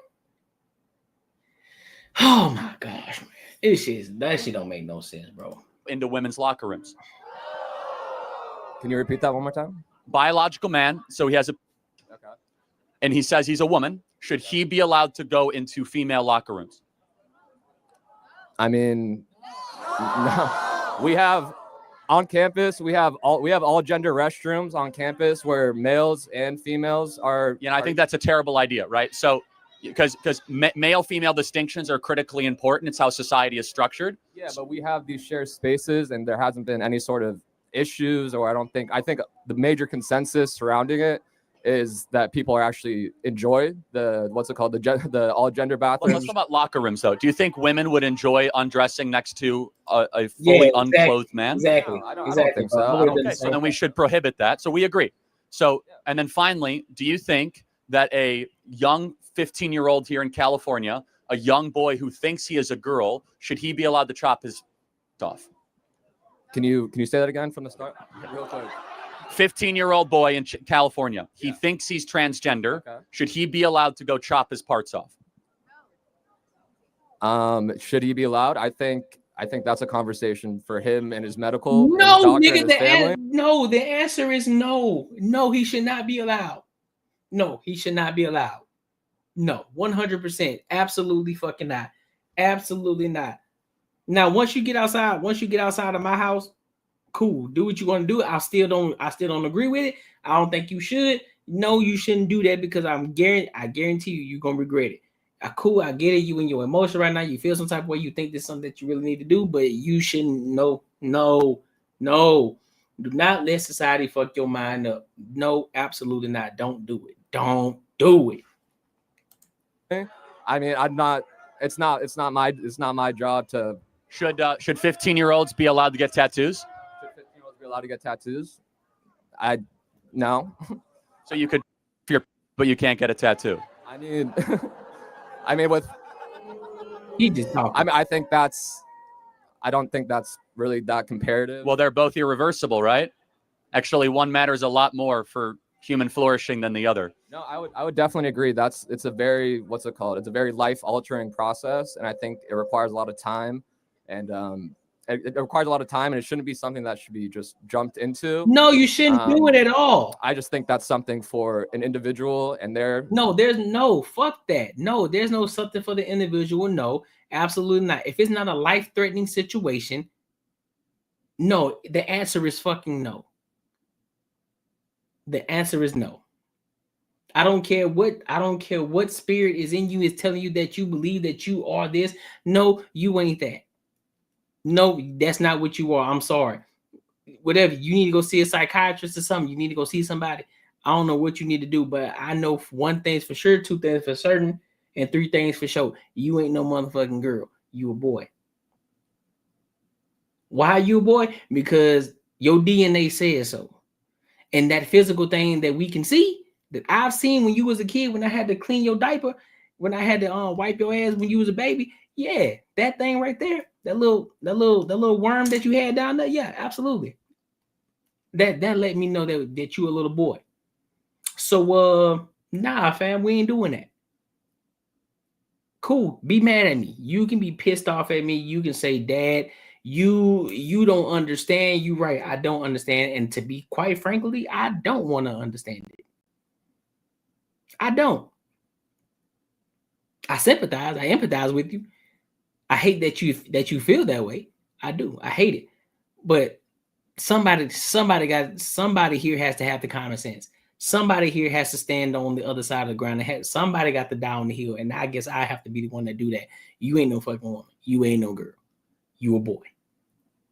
Regardless of what that demon inside you is telling you, you a boy. Still love you 100%, but I'm not gonna agree with it. Just because you my kid, that don't mean that I gotta agree with you. Absolutely not. My job is here. My job is to protect you from the world and from yourself.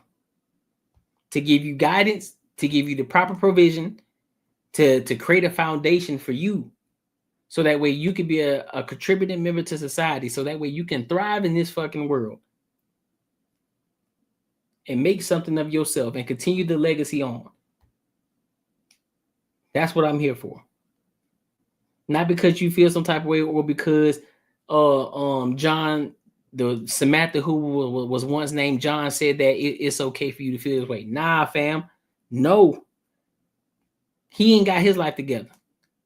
He over there fucking off. He ain't got his shit together. So don't go and listen to that shit. Just because you feel some type of way, look, we can go talk. We can go have a discussion. We can go find somebody. We can go talk to somebody so that way we can understand what's going on.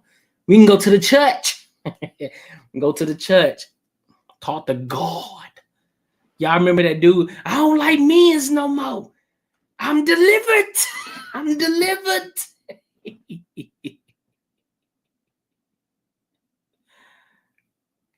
For real, bro. Like, nah, like this, cause bro, this is the problem.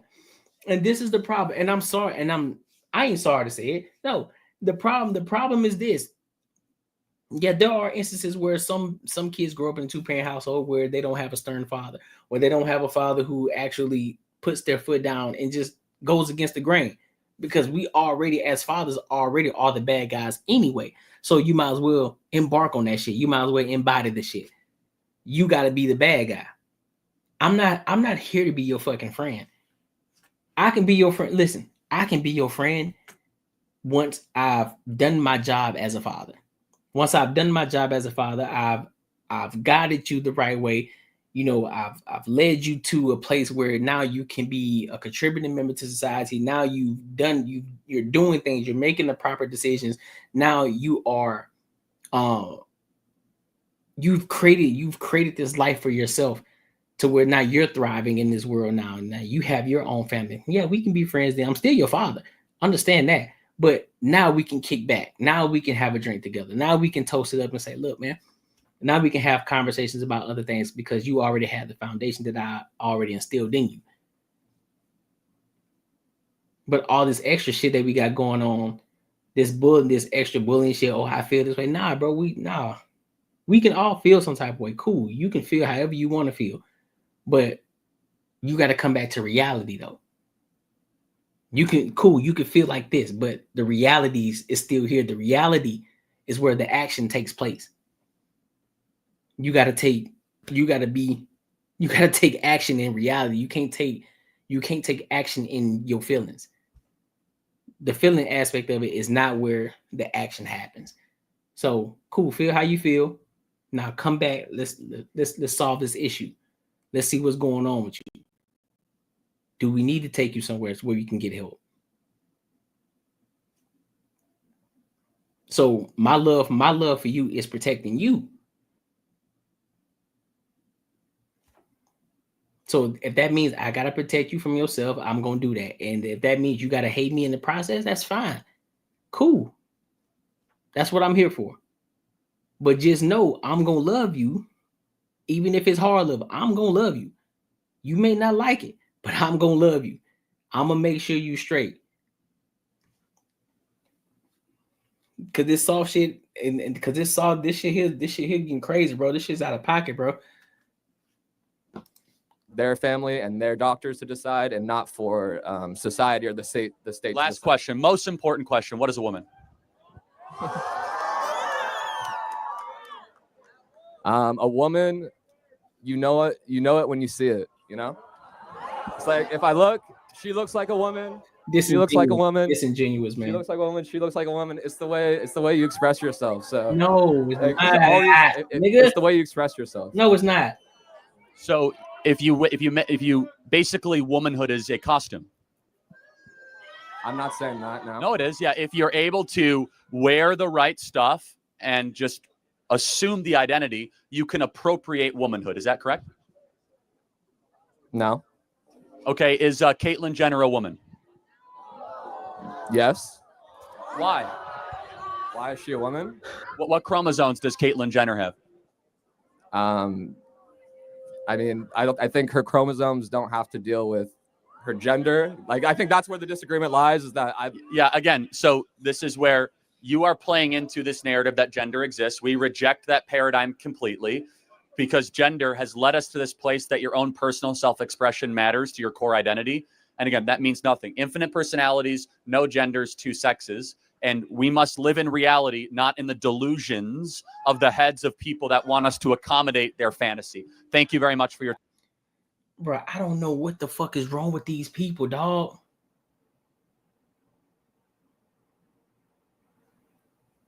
Right. Like, you feel me? Like, what we talking about? We all know. We done seen studs. Like, look at that butch over there. There's no confusion. We know that's a woman over there. But like, look at you over here cosplaying, shorty. Why are you trying to be like a dude? Just be a girl, bro. If you're gonna be gay, just be a girl. Why you gotta dress like a dude for? You ain't one. You will never be one. You will never be one. No matter how you can change everything about you, you still will never be a dude. Your DNA still gonna say XX, homie.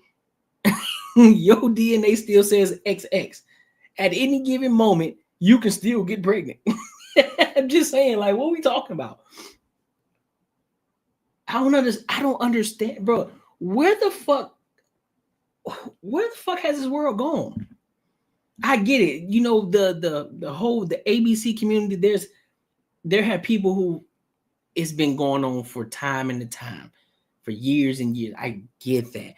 But we are so far gone to where people dismiss basic biology.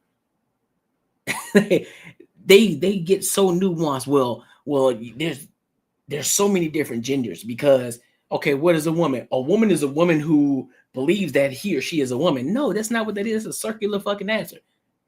The basic biology answer is a woman is a woman who has a DNA of an XX chromosome. They have a uterus. They have a papaya down there. What is a man? A man is a man who has the DNA of an XY chromosome. He doesn't have the thing that we call he doesn't have a papaya down there. He got an eggplant. He doesn't have a uterus. Our bone structures are different from women. You can tell the difference between what a woman is and what a man is. Typically, women are born with hips. Men aren't born with hips. Why do they have hips? Because they have the ability to get pregnant. So therefore, they're able to open that thing up so they can push a baby up out that thing. We don't possess that type of shit. We don't. Our bone structure is more dense than women is. Our makeup is totally different. They carry more estrogen in their body than they do testosterone. Men carry more testosterone in their bodies than they do estrogen.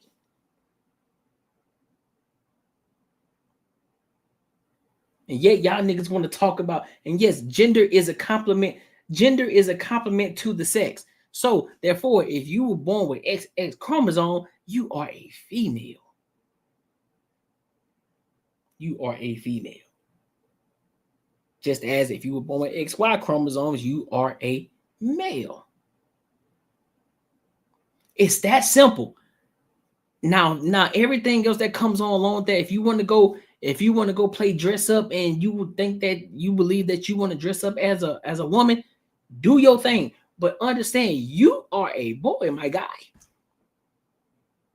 And you should not feel offended because I won't play into your fantasy world and call you a girl. Your name on your birth certificate name was Michael. I'm not finna call you Michelle. Your name is Michael, bro. So why do I gotta play into your delusion? No, nigga. Your name is Michael. Your name is Michael. When you come around me, your name is Michael. I don't give a fuck. You got a dress on. Your name Michael around me. Just as you want me to respect your boundaries and respect your name, nigga, you need to respect my beliefs too. No, you will do. So therefore, how do we compromise? We compromise by, look, I know that you feel some type of way. You feel as if you want to dress a certain way. All right, bet. But when you around me, your name is Michael. I'm allowing you to even be in my vicinity, in my circle, with a dress on. However, your name is Michael. And I will address you as Michael. I won't address you as Michelle. I won't. And if you can't handle that, be gone. I'm not finna operate in your delusion, bro. What's wrong with you? You bugging. Nope. So, what they talking about? What they talking about? That, but it happens that this is what happens when they talk about college students. A lot of these college students, bro, brainwashed as fuck. I don't know what. We need to ask all of these liberals. A lot of these liberals. We need to ask what classes are they taking? Who are they teachers? Who are they professors? What are they learning in these classrooms? Who are they, like, what focus groups are they in? Were they learning and talking about this shit? What women are these? What type of girls are these niggas hanging around, bro? Or what type of dudes? Are they even hanging around dudes?